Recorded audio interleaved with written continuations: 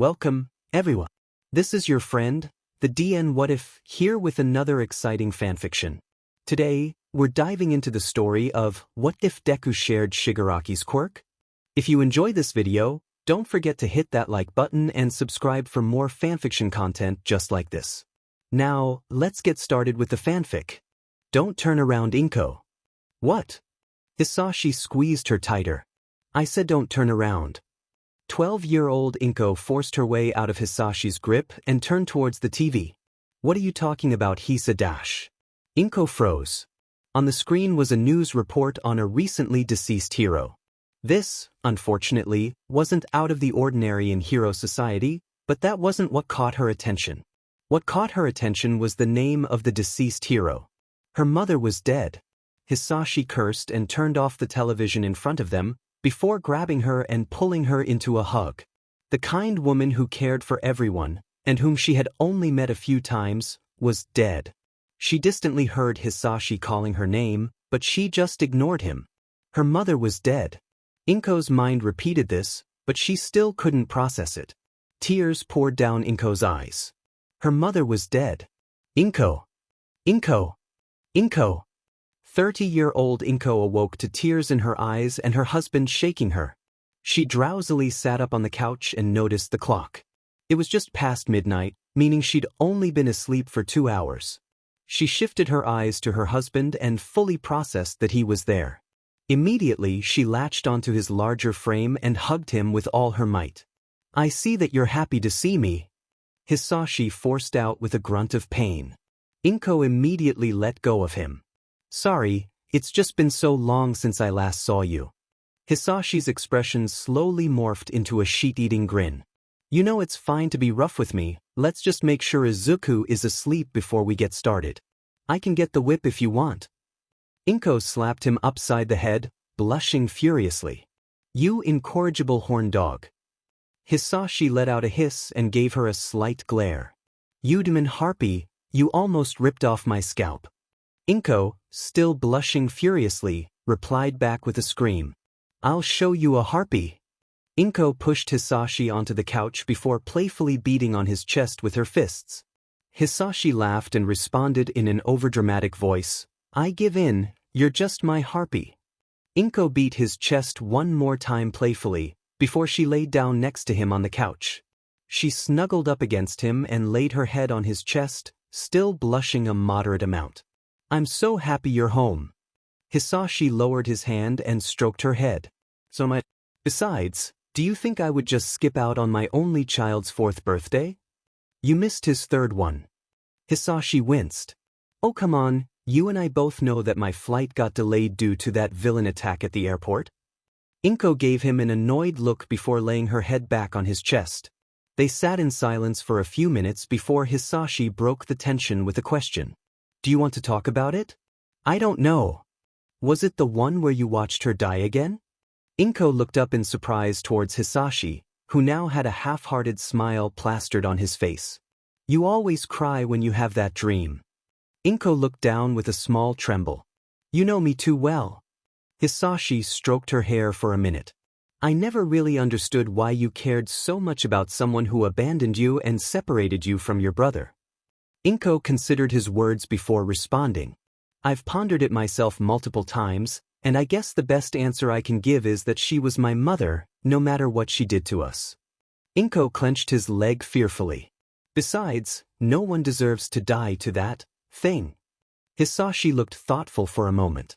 Have you started training Izuku yet? Inko shook her head. No, he's way too young for that.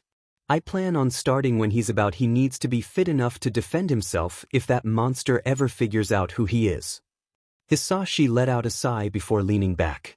You should go to sleep, we have to get up bright and early to check if our little Izuku got his quirk yet.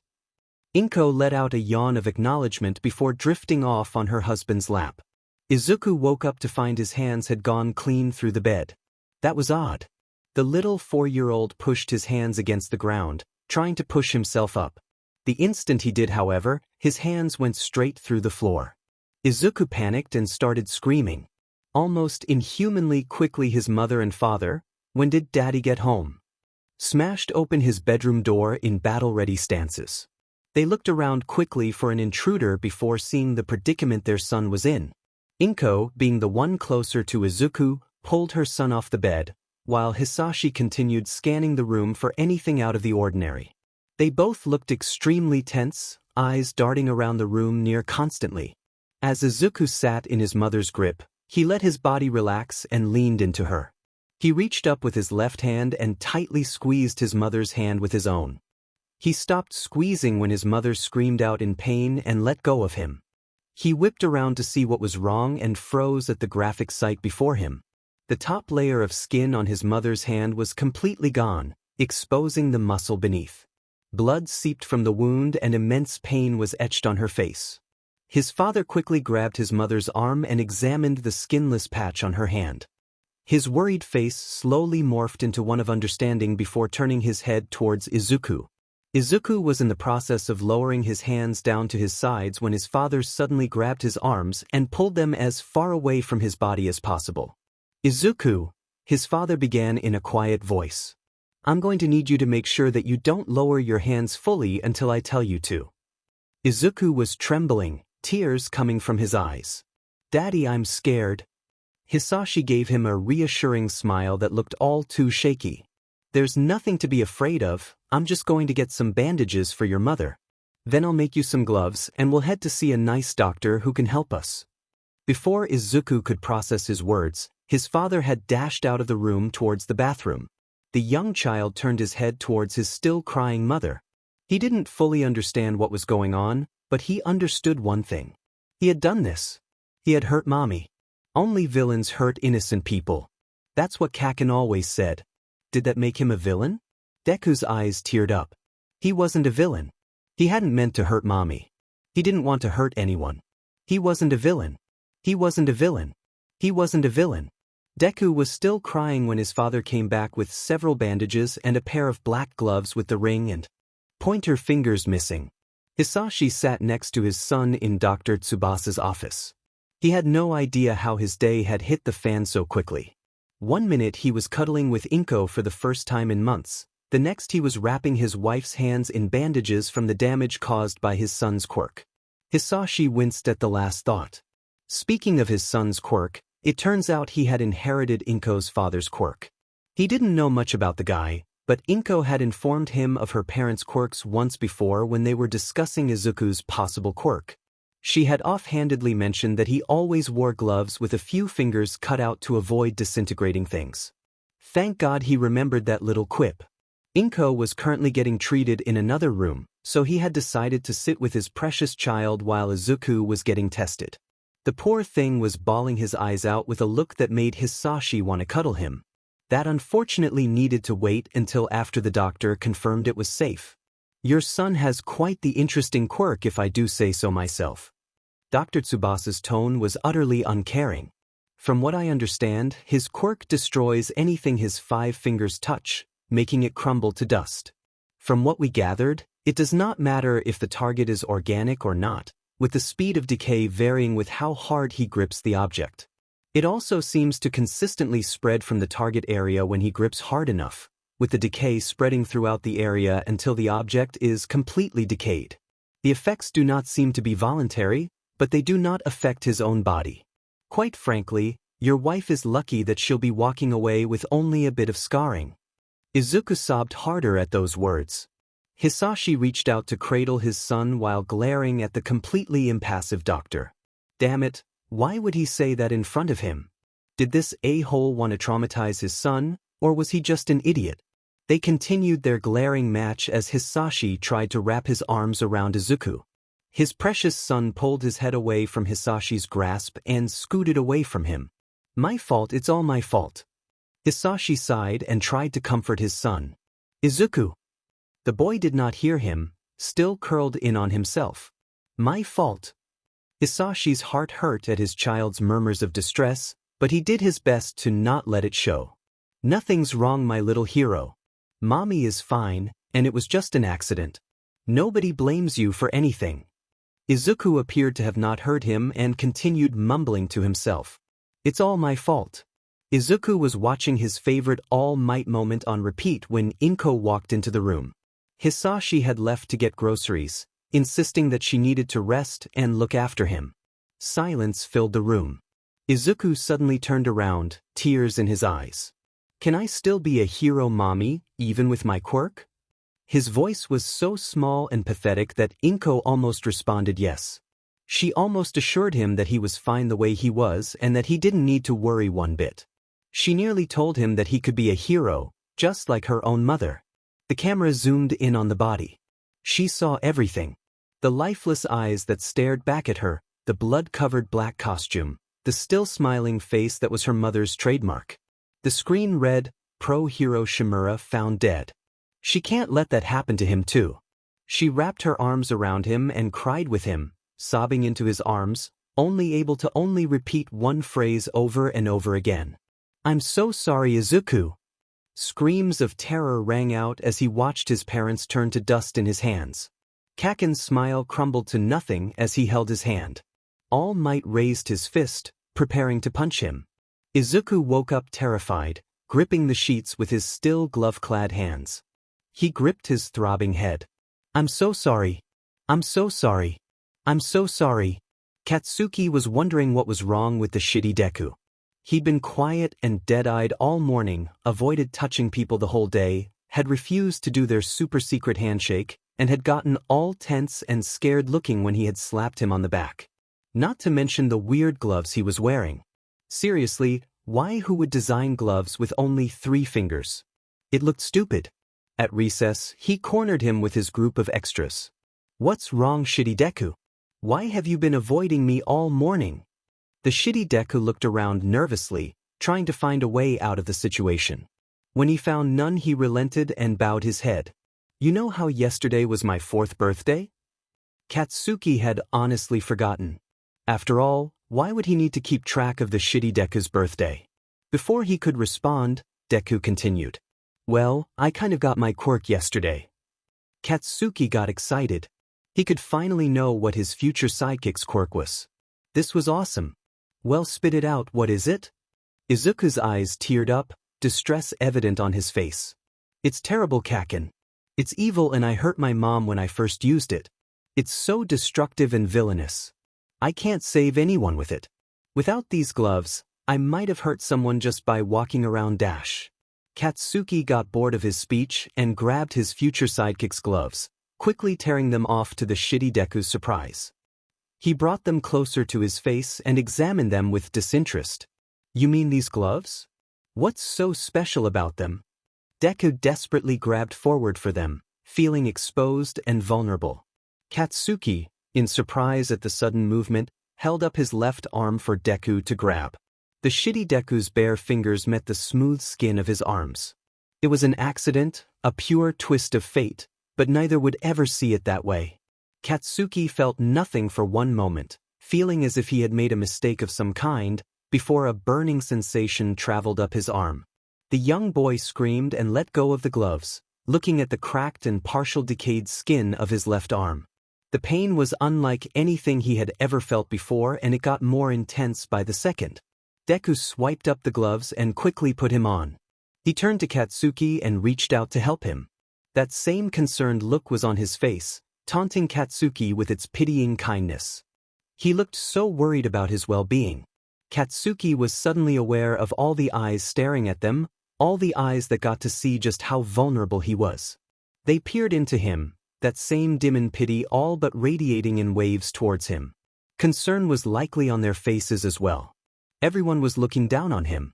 Katsuki screeched, knocking the smaller boy to the ground with a powerful kick unintentionally aimed at the solar plexus. "Get away from me, you stupid villain!" Katsuki stood up and brushed himself off, desperately trying to save face right after facing such humiliation. He did his best to ignore the growing pain in his left arm and looked up at the trembling Deku in front of him. "If you ever come near me again, I'll kill you." With unnatural haughtiness for a 4-year-old, Katsuki turned to face a teacher and walked alongside him with a sneer to the nurse's office. He never saw the hurt, tearful look Deku shot at his back as he strolled away. Katsuki didn't talk to Izuku anymore after that. Neither did anyone else for that matter.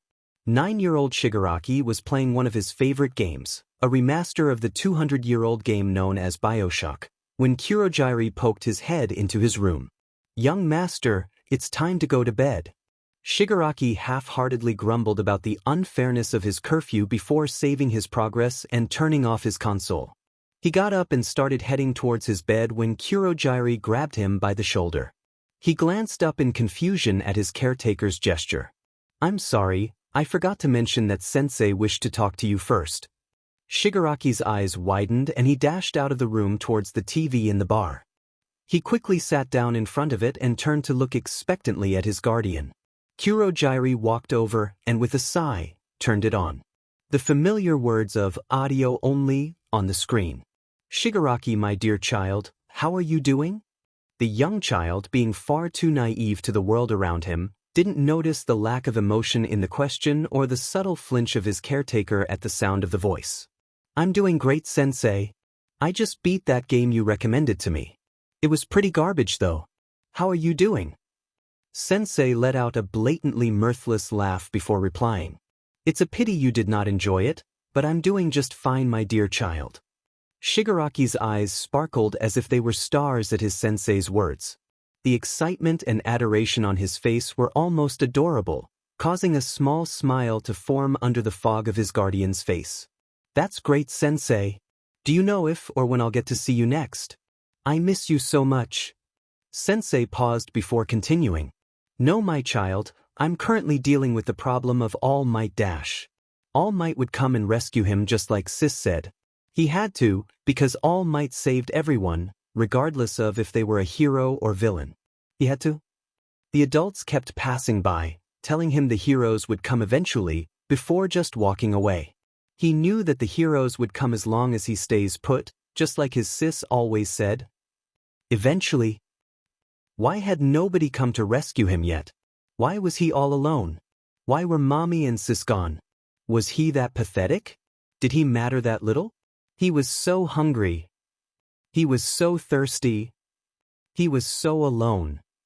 Where were those footsteps coming from? And once that's over with, perhaps I'll come for a little visit. Shigaraki zoned back in and realized that he had missed the response to his question. "Can you repeat that again, Sensei?" Kurogiri noticeably flinched, but Sensei let out another mirthless laugh that echoed throughout the bar. "I'm sorry if my response bored you, my child. To keep it brief, I'll visit after All Might is dealt with." All Might. The name he hated more than anything. The man who promised to help others, no matter the circumstance, but never came to help him.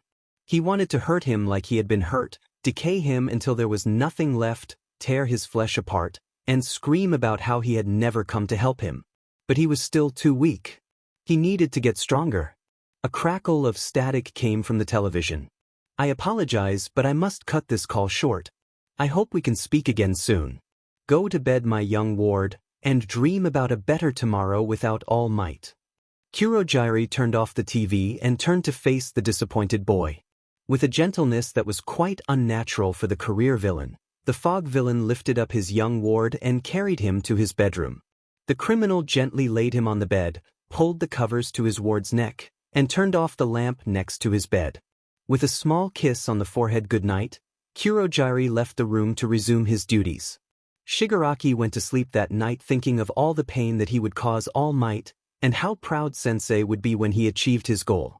Illegal use of powers during rush hour and robbery resulting in bodily harm. Kamui Woods posed dramatically. "You are truly the incarnation of evil." His wooden arm rapidly grew outwards, attempting to surround the villain. Binding. Lacquered chain pre-dash. Canyon cannon. Mountain Lady slammed into the giant villain with a powerful dropkick.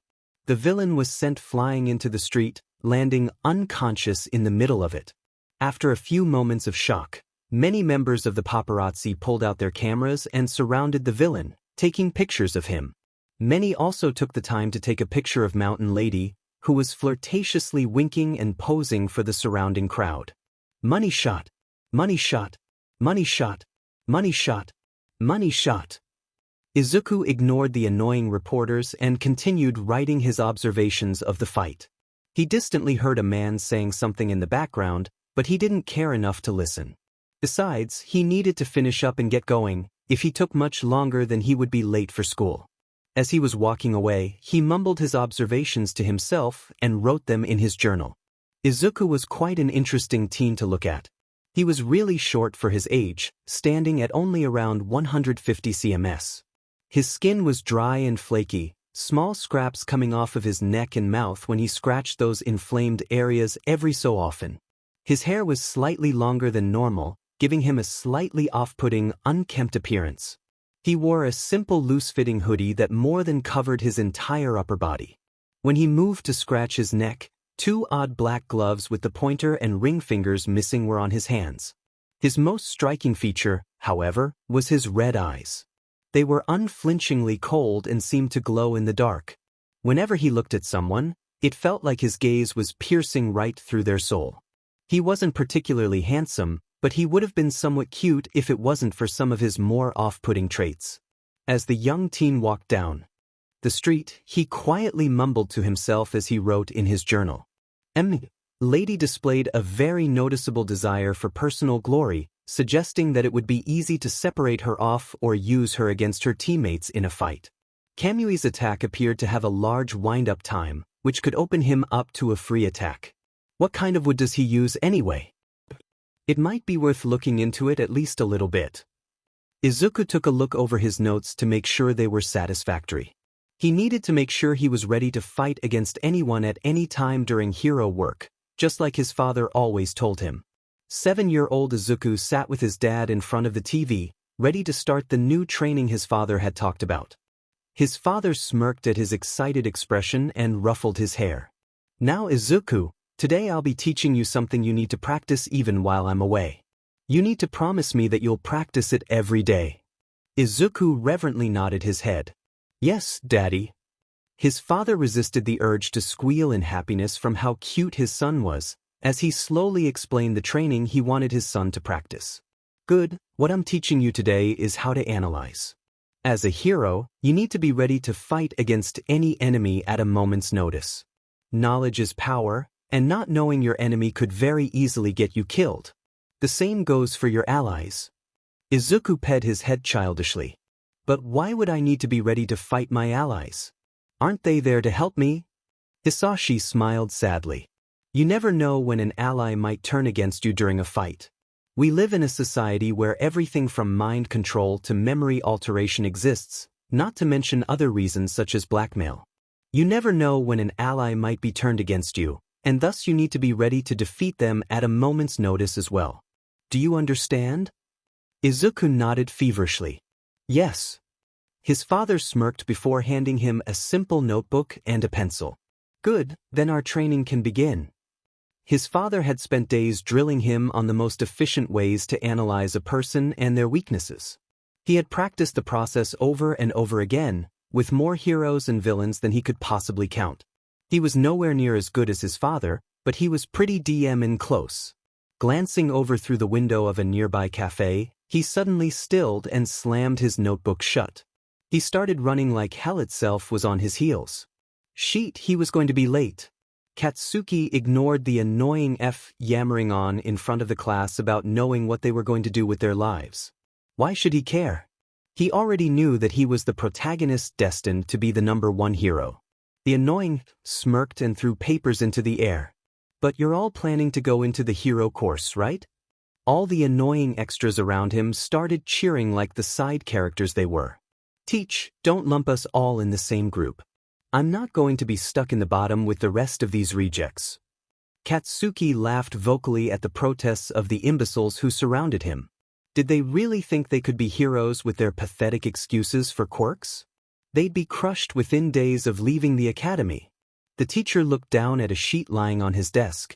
Oh, that's right, you're planning to go to UA, right, Bakugu? Katsuki grinned at the disbelieving whispers of the extras around him. The side characters really should have known that's where he was going to go. The best of the best came from UA and only UA. To make sure he was the top dog, he needed to make his way into that school. Then, nothing could stop his ascension to greatness. His teacher suddenly grimaced before looking up with a strained smile. I see that you applied for UA too, Midoriya.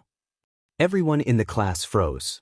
They all slowly turned around and looked at the student in the back, slouched over, and writing in a notebook.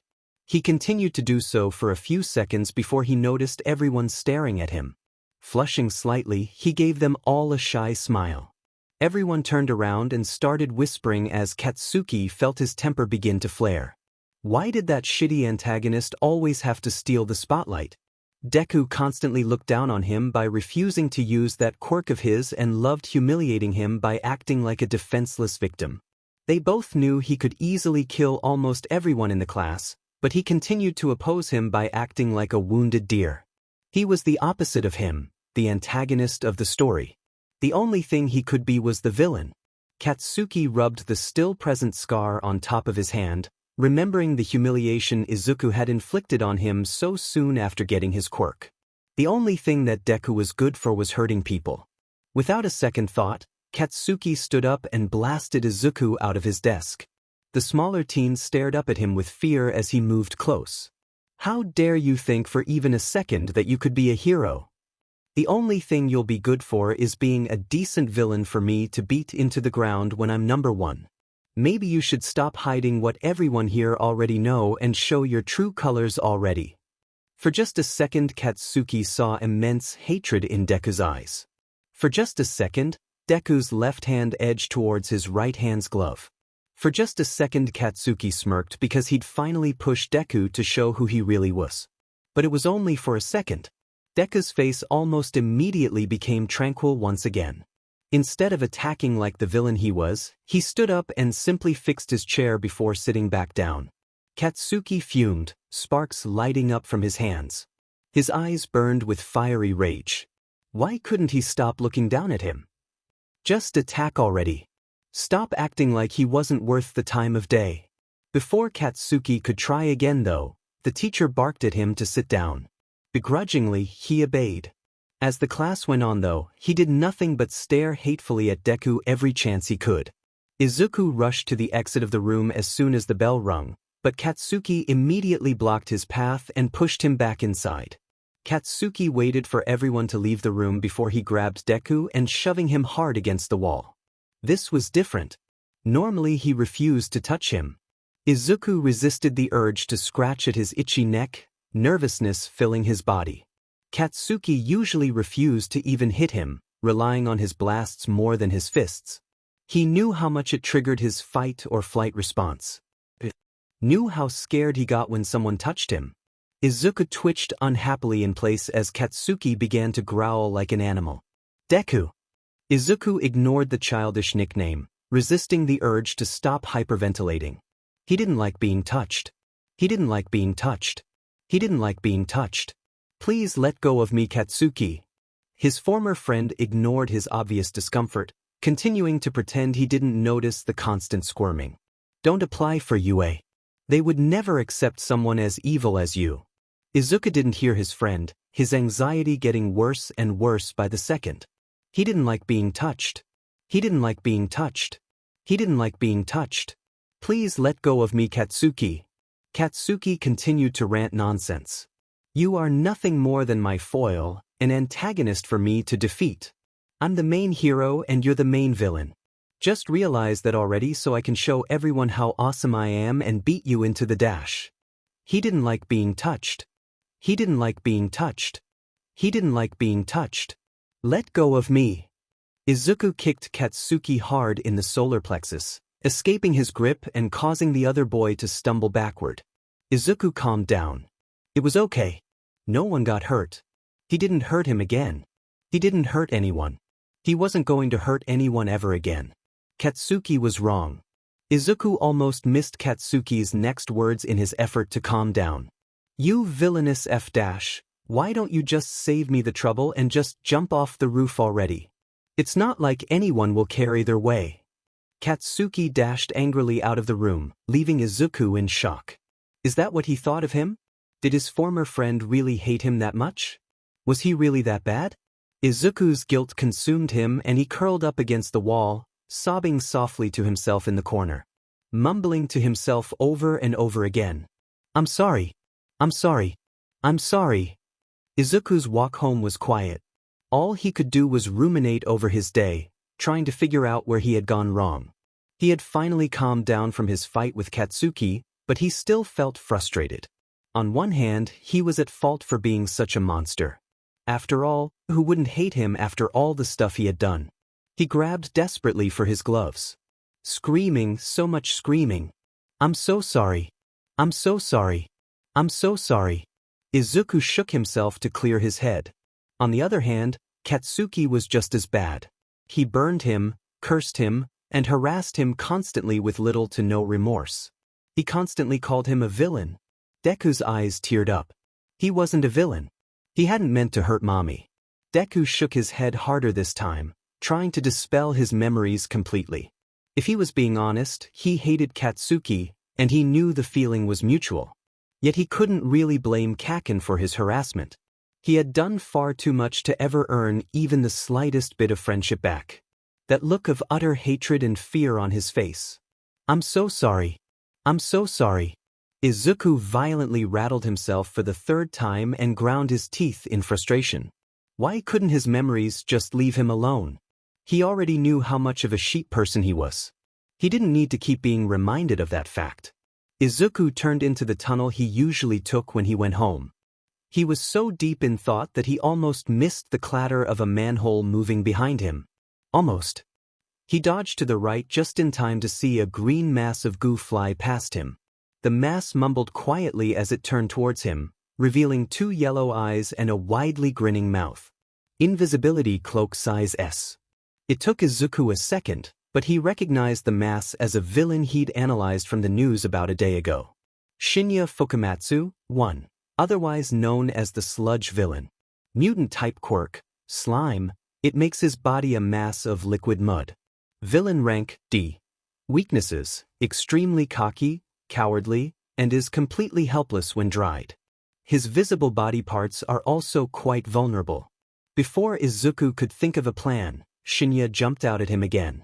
Barely dodging the attack, Izuku decided to try and make his way out of the tunnel to reach help. That was easier said than done, however, with the man constantly leaping at him. Luckily, he was quite well versed in dodging large attacks, allowing him to easily keep up with the leaps from the villain.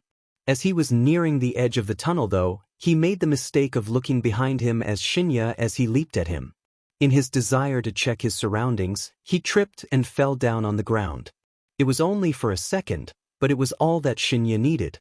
Instantly, Izuku was covered in slime. He couldn't breathe or move, he could only struggle against the liquid body. He thrashed helplessly, only making the villain laugh maliciously. He didn't want to die. Despite how miserable his social life was, he still had his mother and father. He couldn't leave just them behind. In his desperation, Izuku grabbed his right glove in his left hand and, after a moment's hesitation, removed it. He hated his quirk, more than what was probably healthy for him, but his need to survive overpowered his hate. "Struggle all you want, kid, but nothing you do will harm me." Shinya laughed. Izuku freed up enough space for his arm to reach up and grab the villain's eyeball. All Might rushed through the sewers trying to figure out where the villain had gone. He should have been able to easily catch him, but his time was nearly up for the day and he was really starting to low down. Hearing an ear-piercing scream coming from a manhole right above him, he punched upwards and jumped through the opening without a second thought. "Do not worry, citizen. I am here." It took him a few seconds for him to realize that the screaming was coming from the villain he had been chasing. He was hunched over in the corner, hugging an empty spot on his body where All Might vaguely remembered seeing an eye before. From what little he could tell from the villain's expression, he looked absolutely terrified. Off to the side, he saw a small child in a hoodie with a single glove on his right hand throwing up what appeared to be green mud from the villain's body. All Might hesitated for a second at the confusing sight before punching the villain hard enough to splatter him against the other side of the tunnel. Deciding to check on the still barfing kid first, he ran to his side and looked him over. Unsure how to help, he asked an admittedly quite dumb question. "Hey kid, are you all right?" The child finally regurgitated what looked to be the last of the mud, before turning to look at him with a look of shock and fear. On closer inspection of the kid's face, it became more obvious that what he thought was a child of about 10 was actually just a small teenager. Really tiny one if he was being honest. His red eyes pierced through him, almost as if they knew his every regret and mistake. All Might took a step back, which seemed to make the child whimper and shake pathetically even more. There was something about those red eyes that looked very familiar, but he couldn't place exactly what. Maybe he has met him before? As he realized that the teen was still staring at him in shock and fear, he straightened himself up and decided to wait for him to speak. He shouldn't rush him, that would just make him even more terrified. The teen finally calmed down, suddenly looking to the ground in what appeared to be shame. He trembled in fear for another minute before speaking in a downtrodden voice. "Are you going to arrest me?" All Might was stupefied. "What?"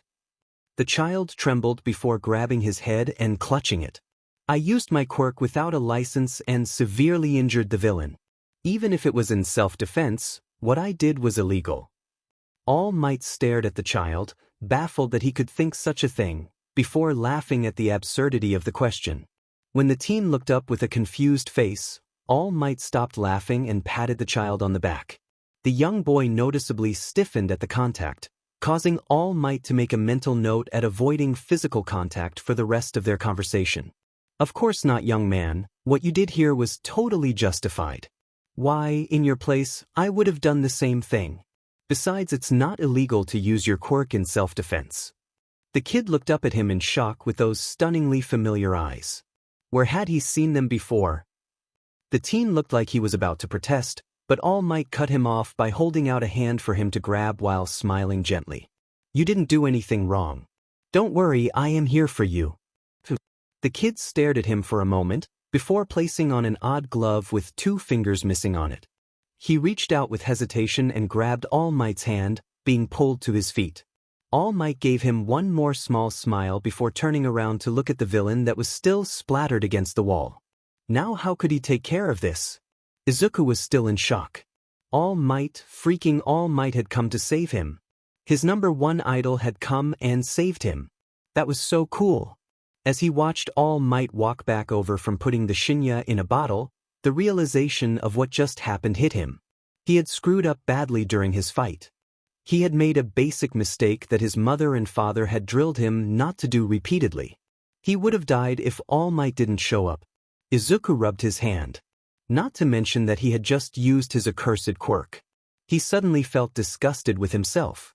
If the shinya had been any other villain, there's a good chance that he could have died from decay. If he had to kill people to be a hero, then what kind of a shitty person was he? As he wallowed in his guilt, he didn't notice All Might walking over to his backpack and grabbing a book that had fallen out. Izuku didn't realize that All Might was reading it until he heard a noise of shock come from the man. Turning to see what he was holding, Izuku blushed when he realized he was holding his notebook. He must have gasped at how bad his notes were. It was so embarrassing. "This is amazing. So many heroes would pay quite a bit for this kind of analysis. I've seen professional quirk analysts with less talent than you, young man." Izuku felt starstruck. All Might had just complimented his note. This had to be a dream. There's no way that life could be this good to him. All Might whirled around, his signature grin still on his face. "You've got a real talent here, young Midoriya." Izuku was perplexed by how his idol knew his name. Seeing the look of confusion, All Might pointed at his name tag tapped to the front of the book. That made sense. All Might he reached in his pocket and pulled out a pen. "Would you like me to sign it?" Almost faster than All Might could process, Izuku had grabbed the notebook, flipped it to a blank page, and placed it back in his hands. All Might was a bit off-put at the excitement, but grinned and signed the page anyway before subsequently handing the book back to the excited Izuku. Izuku bowed formally to the ground with enormous enthusiasm, once again causing All Might to be slightly put off. Honestly, he appreciated the admiration, but this was a bit much. All Might turned around and walked forward a few steps before crouching to the ground. He gave him a small salute as he tensed his legs up in preparation for takeoff. "Well, young Midoriya, I'm off. I'm counting on you to support me out there." As he leaped off the ground, it took All Might a second to realize that the kid was hanging off his leg. Feeling an enormous amount of shock, All Might quickly turned to look for a building to land on as blood started dripping from the left side of his mouth. As soon as they landed, All Might did his best to admonish the small teen harshly. "Are you suicidal, kid? You could have easily gotten yourself killed. Think before you do something like that. The child winced and curled up into a sitting position, looking very guilty and childlike. He looked far too innocent for a child of his age. The old hero sighed. The teen was just an excited fanboy and probably didn't think too much about his actions. He probably expected him to stop when he grabbed onto his leg. The boy wasn't really at fault. He should have just checked before he had recklessly leaped away. Also, he just honestly couldn't find it in him to stay angry at that childish face and piercing eyes. Seriously, where had he seen them before? All Might felt pain flare in his torso and quickly turned around. Well, I need to leave, young Midoriya. I hope you have a nice day. The kid shot up and meekly yelled to him as he prepared to jump again. Wait, I have a question for you. All Might paused. He really should get going, but something about the kid's tone made him hesitate. Can a person be a hero, even if their quirk is evil? All Might stumbled forward in shock. That was not quite what he was expecting to hear. As he moved to turn around and answer, steam started to pour out of him as he deflated. Shit, he was out of time. The boy didn't notice, talking to himself quietly as he explained his question. It's just that I've always been told how villainous I was by my peers. They go on about how my quirk is evil and how I should guilty for having it. I honestly can't blame them, since all I can do with it is hurt. Despite that, I just wanted to hear what you thug dash. Izuku stopped talking. In front of him stood what looks like an emaciated version of All Might. What the actual F dash? Across town, Katsuki kicked a can repeatedly into a wall. Shitty effing Deku, always looking down on him. Always giving him those looks of sorrow. He didn't need his effing apologies. He needed him to stop refusing to fight him with his shitty quirk. He needed to beat that F into the ground. The fucker humiliated him, and continued to do so to this day. Deku grabbed him in front of everyone and made him look weak and pathetic.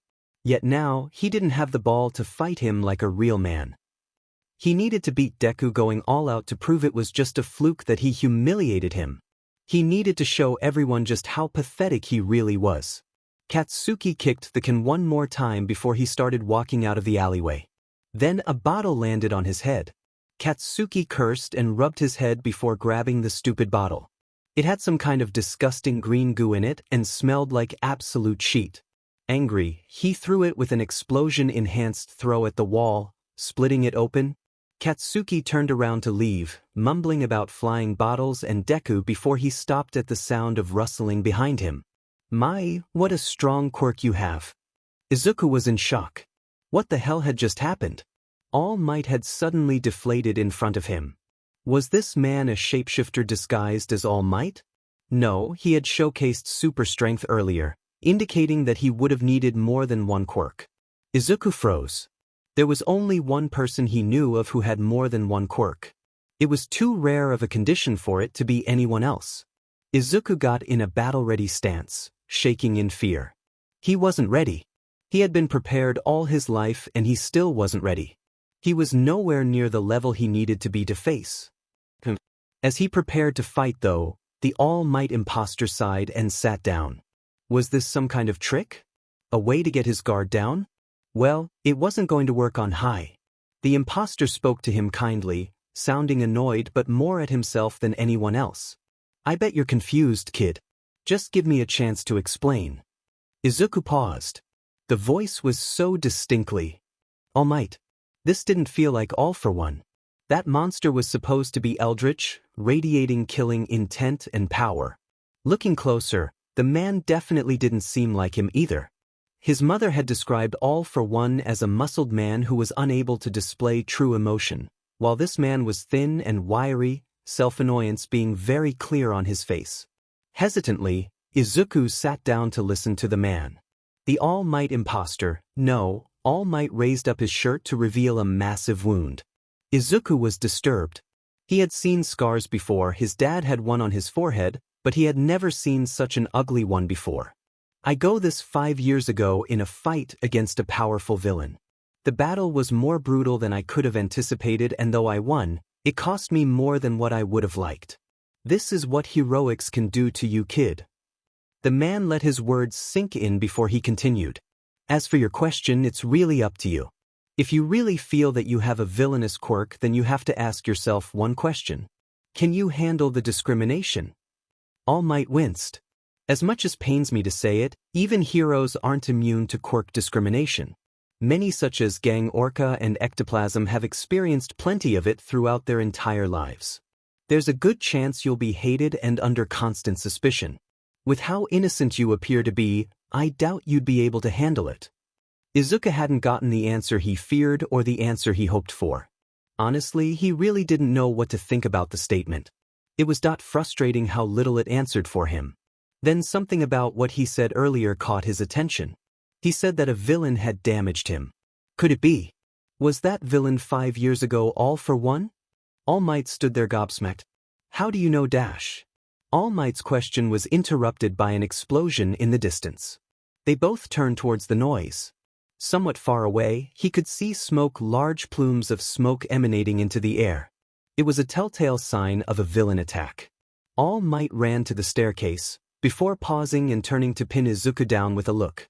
Stay here and don't you dare move. I have some questions for you. Faster than a man like him should be able to, All Might dashed down the stairs. Izuku stood frozen for a second, unsure of what to do, before rushing after his idol. Izuku arrived on the scene a few minutes later, to discover a crowd gathered together. Trying to analyze the situation, he noted the direction everyone was facing. As he got a quick glance at the scene in front of him, his breath got caught in his throat. Katsuki was in Shinya's grasp, the villain the same stranglehold he had been earlier. What? When did he? Izuku suddenly remembered grabbing onto All Might's leg. The same leg that had been holding Shinya's bottle. The same leg he had latched onto without paying attention. The universe and its cosmic sense of irony. Okay, he had to think about this logically. What heroes were on the scene? He looked around and saw Kamui Woods, Deathgaro, and Backdraft. He also noted MT Lady, who was some distance away, having trouble getting to the incident. This was bad. This was really bad. None of them were well equipped to deal with Shinya, especially not when he had Katsuki in his grasp struggling. He looked back, seeing Katsuki's fear-filled face staring back at him. The eyes that always looked at him with such arrogance and hatred now were filled with a silent plea for help. The proud teen genuinely feared for his life enough to put aside his pride. He was truly terrified. Before he knew what he was doing, Izuku was already moving toward Shinya. Why was he doing this? Shinya noticed him moving forward and screamed in terror for him to go away. Why was he doing this? Izuku thought as he dodged a blast of slime and grabbed a rock in one fluid motion. Not taking time to aim, he threw the rock at Shinya's remaining eye, hitting it by complete luck. Why was he doing this? Izuku grabbed Katsuki, trying to pull him out of the slime. The boy struggled against him, seemingly refusing to be saved by him despite the terrible situation he was in. He hated Katsuki, so why was he trying to save him? Then he remembered why. That's what I love so much about you, Izuku. His father's voice was soft as he patted his head. You run into danger to save people, no matter the cost to yourself. You're willing to do anything to help anyone with their problems, regardless of how you'll be affected or how terrible they are. You are selfless to a fault. As dangerous as that trait is, it'll help you be a better hero than I was. Izuku, filled with determination after that memory, pulled hard enough to just Katsuki out of Shinya's body. With the little strength he had left, he pushed Katsuki aside, moving into the path of a tentacle flying at the two of them. Before it hit, however, a blur grabbed it in midair. With the strength of Caprican, a monster who could shatter mountains, All Might pulled his fist back and punched the villain, splitting the heavens themselves apart through sheer force, splattering the villain against the walls and clearing the very clouds from the sky. Izuku was walking home alone and frustrated. He had been admonished by the heroes for his reckless rescue, with All Might not even making eye contact with him as he talked to reporters. He had really screwed up. He already knew All Might was coming and leaped in like a reckless idiot. He truly was hopeless. He sighed to himself, thinking over the chaos of the past day. He froze as he heard someone running up behind him. For the love of God, if it was another villain, he was going to lose it. Izuku turned around to discover Katsuki panting behind him. Not sure how to respond, he waited for his peer to finish catching his breath and speak up. Don't think you humiliating me a second time gives you the right to look down on me. You're still a shitty Deku with a villainous quirk. I'm going to beat you into the ground one day. He then turned around and stomped away like a petulant child. So that just happened. He turned around. Katsuki was right though, no matter what he was just a useless hero wannabe with a villainous quirk. Maybe he should just give you. A blur dashed in front of him. Son of a bit. I am here. All Might proceeded to deflate right in front of him, vomiting liters of blood all over him. Why did people keep jumping out at him today? It was getting annoying. Despite his annoyance, Izuku bowed his head apologetically. I apologize for my interference, All Might. I ended up just being a nuisance and inconvenience to you. I hope you can forgive me. The older hero looked startled at his statement. Young man, what are you talking about? I came here to thank you. Izuku recoiled. Thank me? For what? All Might's signature grin fell somewhat. I hate to admit it, but recently I feel like I've been faltering. Back there, I didn't think I had it in me to save that boy. Deep down though, I knew that I was lying. I just didn't want to risk myself selfishly, trying to justify my actions by saying that I couldn't do anything, that I was at my limit. All Might bowed his head. I truly am pathetic. Before Izuku could respond to the crushing realization of just how human his idol was, All Might continued. But then you ran up there. You, a tiny boy who hates their own quirk, risked your life to save someone when no one else did. You would have died if I didn't interfere, but you still went in anyway. When I saw that, I was spurred into action. For that, I thank you, my boy. All Might held out his hand. I apologize for my callous remark earlier. Let's start over. My hero name is All Might. It is nice to meet you. Izuku, a bit flabbergasted at the apology coming from his idol, took All Might's massive mitt with his small, gloved hand. My name is Midoriya Izuku. All Might's eyes widened in recognition. You wouldn't happen to be related to Shimura Inko, would you? Izuku nodded. Yes, that's my mother's maiden name. Do you know her? All Might shook his head. Not personally, but her mother was my master. Izuku was shocked. Wait, his grandmother was All Might's master? Why was he never told about this? All Might waved his hand dismissively. Either way, let's move on to more important matters. Izuku mumbled to himself. That sounded pretty important to me. All Might continued, ignoring him. I want to know, in your own words, why you ran up there to save that boy. Izuku thought for a second. He already knew why, but how should he phrase it? I guess, it's just what I had to do. It doesn't matter who it is. When I see a person struggling, I just can't ignore them. No matter who they are or what I have to do, I feel like I need to end their struggle. I can't find it in me just to walk away.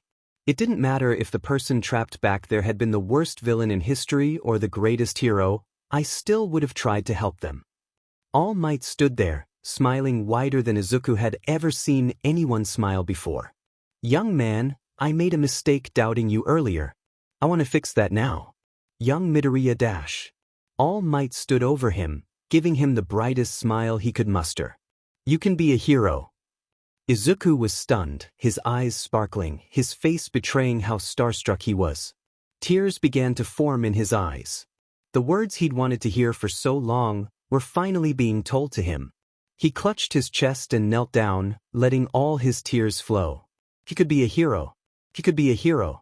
He could be a hero. I deem you worthy of my power. My quirk is yours to inherit. Izuku froze, unsure what to make of what he just said. What? Shigaraki sat on his couch flipping through the channels. Boring. Boring. Boring. Boring. Boring. Boring. 20-year-old Shigaraki paused just in time to stop himself from changing the channel. The news channel on the screen showed a young child in a black hoodie and wearing gloves with 2 missing fingers. Pausing the TV screen, he moved closer to get a better look at the boy. Something about his face was familiar. Child named Izuku Midoriya saves his classmate from a villain, only to be saved in turn by All Might. Shigaraki scratched absent-mindedly at his neck. Midoriya Izuku? He looked so DMN familiar, he just couldn't place why though. Taking a closer look, Shigaraki flicked his eyes over the teen's pale flaky skin, messy hair, and odd gloves. He wore similar gloves to bed every night, in order to prevent decaying something in his sleep accidentally. They were a nice crutch to keep him from destroying things accidentally. Now far more interested, Shigaraki looked over the child closer, noticing something that nearly made his heart stop. The child had dark, crimson eyes, the color of blood. Eyes that struck fear into people just by looking at them. Eyes that pierced into people's souls. Eyes that were identical to his own. Shigaraki scratched his throat, his curiosity more than a little aroused. Congratulations Midoriya Izuku, you've piqued my interest. What? All Might laughed at the expression on the child's shocked face.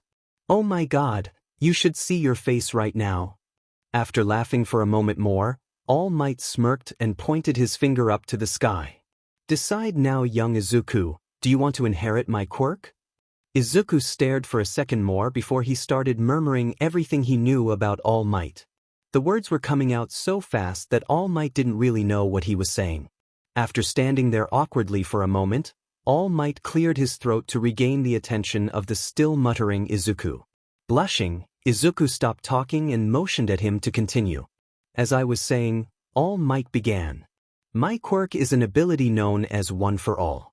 It is a quirk passed down through the generations with one person cultivating the power before passing it on to the next. It continues to grow as it gets passed along, getting more and more powerful. But why me? There are hundreds of stronger quirk users out there to give this power to. With One for All, they could be unstoppable. All I am is a useless villain. Izuku said self-depreciatively. All Might's smile grew wider and he shook his head. You don't understand young Izuku, I didn't pick you based off quirk strength. I picked you based off your heroic nature. You were the only one to jump in and save that boy, and based off what you said earlier, you did it for non-selfish reasons. The fact that you are acknowledging that you are not the strongest candidate for my quirk says a lot about you. Izuku looked down and considered it. The offer was like a dream come true for him. Who wouldn't want to become the next All Might? But could he do it? Could he live with that kind of pressure on his head? That I'll do it. Izuku was walking home from his meeting with All Might. After exchanging phone numbers, Izuku had promised to meet him at Dagoba Municipal Beach Park tomorrow morning. For what, he had no idea. As Izuku walked into his house, he noticed something off. There was no noise and all the lights were off. He walked forward for a second before stopping to survey his surroundings. As he stood there, a masked figure in a cloak leaped out from behind the wall in front of him and threw a quick jab towards his chest. Izuku jumped back and dodged the continuous stream of attacks coming at him. Suddenly, he felt his foot being pulled out from under him and he fell hard onto the floor. The figure pinned him to the ground, completely restricting his movements and holding him against the floor. Izuku groaned. Mom, you need to stop doing this. The masked figure removed her mask to reveal a tired-looking woman. Under her eyes were bags that looked like they'd been there a long time, as well as many frown marks on her face. As she stood up from her son's position on the floor, she removed her cloak to reveal a muscular but short body. Looking closer at the woman, it became increasingly clear just how short she was, not being much taller than the diminutive Izuku. The woman smiled at her son before hesitantly wrapping her hand around his arm to pull him up from the floor. Sorry, honey. Inko began. I just need to make sure that you're ready if a villain were to attack you when you got home. You never know when someone's going to be waiting for you in your house, ready to strike. Izuku rolled his eyes. He was used to his mother's paranoia by now. She was constantly afraid of villain attacks from the villain that had killed his grandmother. She constantly attacked him when he got home to prepare him for a villain attack, and today was far from the craziest attack she had pulled. He had found out the hard way that his mother had knives all over the house, which she was ready to pull towards her for a fight at any moment. His mother slapped him upside the head before he realized that he had mumbled that aloud. His mom glared for a second more, before walking over to the couch and sitting down. She motioned Izuku over to sit down next to her, which he promptly did. So Izuku, his mom began. Did anything interesting happen today? Izuku nervously scratched at his neck, an unfortunate habit that had been increasing the past few months. No. His mother glared at him in annoyance. Oh really? Then I guess that villain attack you were involved in was nothing then. Izuku started sweating hard. No matter how he answered his mom here, he was screwed. Well you see dash. What the hell Izuku? I told you to stay away from that stuff. You could easily get yourself killed. Inko screamed in rage. Izuku felt a twinge of anger in him. I couldn't just let Kaken die mom. And what do you owe that little fucker anyway? He's done nothing but torture you for years. Name one good reason why you saved him. What kind of hero would I be if I just let him die? Izuku only realized how royally he had screwed up after his mom got up and loomed over him. And why are you so insistent on being a hero anyway? For fame, money, girls? What is so damn interesting about risking your life day after day? All you'd accomplish is attracting all for one to our doorstep. Izuku was sick of this conversation. No matter how many times he tried to explain why he wanted to be a hero, she would always try to crush his dreams and explain why he was stupid for even thinking that. I just want to help people. Then be a goddamn firefighter or doctor. Choose anything that won't attract attention. I won't stop you if you choose this pathway, but I will do everything in my power to dissuade you. Izuku got up and walked to his room. He ignored his mother's protest for him to stop walking away and slammed the door behind him. He let himself fall face down onto the bed. Today had been a long day. Well, this is quite interesting. Shigaraki mumbled to himself. He had just spent the last several hours researching the Izuku boy that shared so many similarities with him, but had yet to find anything substantial. No matter what he searched, he couldn't find anything. No records, no addresses, not even a file in the copy of the Quirk database that sensei had given him a few years back. Someone had gone to a lot of trouble to make the boy difficult to find. But that wouldn't dissuade someone like him. Contrary to what other villains know about him, he was a rather smart man. If he couldn't find where the boy lived online, he could find out through tailing and surveillance. He clicked back to the news report and looked at the uniform Izuku was wearing. A black Gakurin uniform with yellow buttons. Using that as a reference point, Shigaraki checked out the school uniforms in the area near the incident. Flipping through the different schools, Shigaraki found a uniform that matched at Aldera Junior High. Grinning to himself, Shigaraki leaned back and thought over what he should do with this information. Right now, the only thing substantial he knew about the strangely similar boy was his name and appearance. He didn't know his personality, personal morals, or even what his quirk was. It was much too early in his curiosity to jump to kidnapping, and murder would solve nothing in his current situation, leaving only talking to him and stalking left on the table. Shigaraki was a lot of things, but he was not a good stalker. He lacked the patience to wait long PRDS of time for his target to move, as well as an overall lack of stealth in general. Plus he wanted to know more about the kid and why he looked so strikingly similar to him, which stalking wouldn't accomplish. But how could he talk to the kid without RSNG suspicion? The untransformed All Might was waiting for his new pupil on the beach.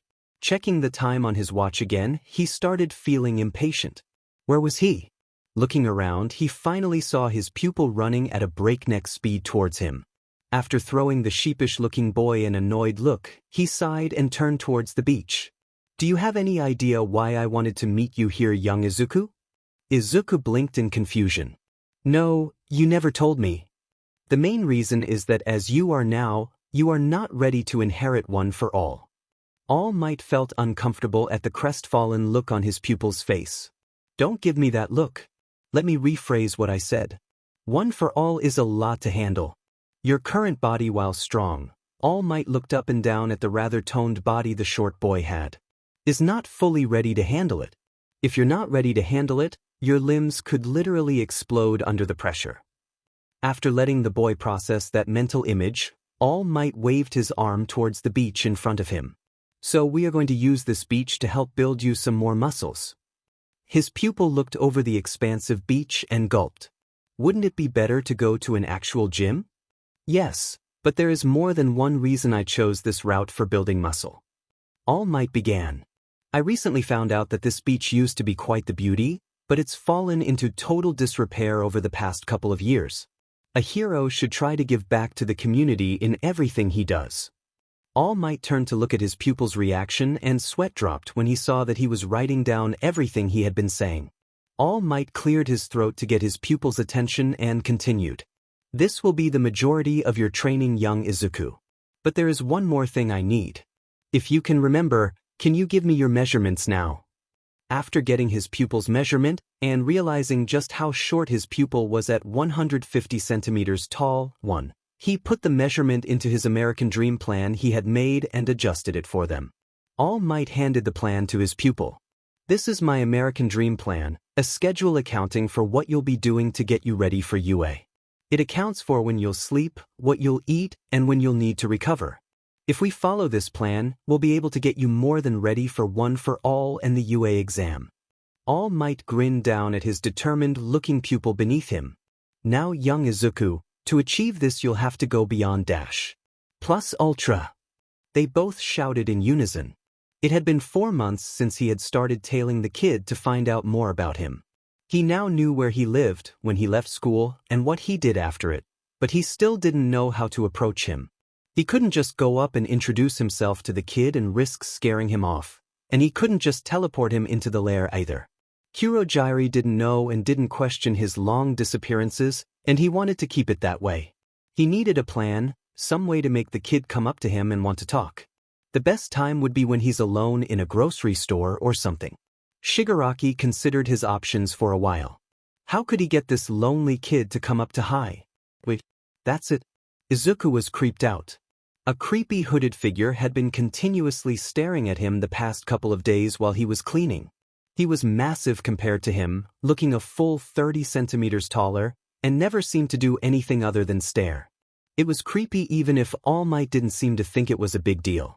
He sighed to himself as he walked into the grocery store to buy some things for his mom. His mentor was a decently smart guy, but he was just very naive when it came to others' motives. He kept mumbling to himself as he put the items on the checkout counter. When he moved to pay for his food, the clerk pulled out some cash and put it in the register. He then removed the correct amount of change for what he paid and pocketed it and the rest of the money. Izuku stared in confusion for a minute. What had just happened? After standing there for a moment, the clerk motioned for him to move on. Izuku began. Why did you just pay for me? The clerk pointed over to a nearby bench where the same hooded figure from the beach was now sitting. That kid over there said he wanted to pay for whatever you bought. He told me to keep the change, not that I'm complaining. Unnerved, Izuku grabbed his groceries and considered walking out the door. It was definitely the smarter and less risky thing to do, considering that it was creepy that he knew what grocery store Izuku went to on Wednesdays, but he was curious. The figure had gone out of his way to pay for him and he hadn't done anything actively malicious towards him. Izuku hesitantly walked over and sat down next to the figure. After sitting there silently for a bit, Izuku considered just walking away before the figure turned slightly towards him. What do you have there? He spoke in an unnerving voice while pointing at his groceries. Some fruits and vegetables my mom wanted me to get. Izuku hesitated before continuing. Who are you and why are you stalking me? The figure chuckled. Stalking you? Is that what you thought I was doing?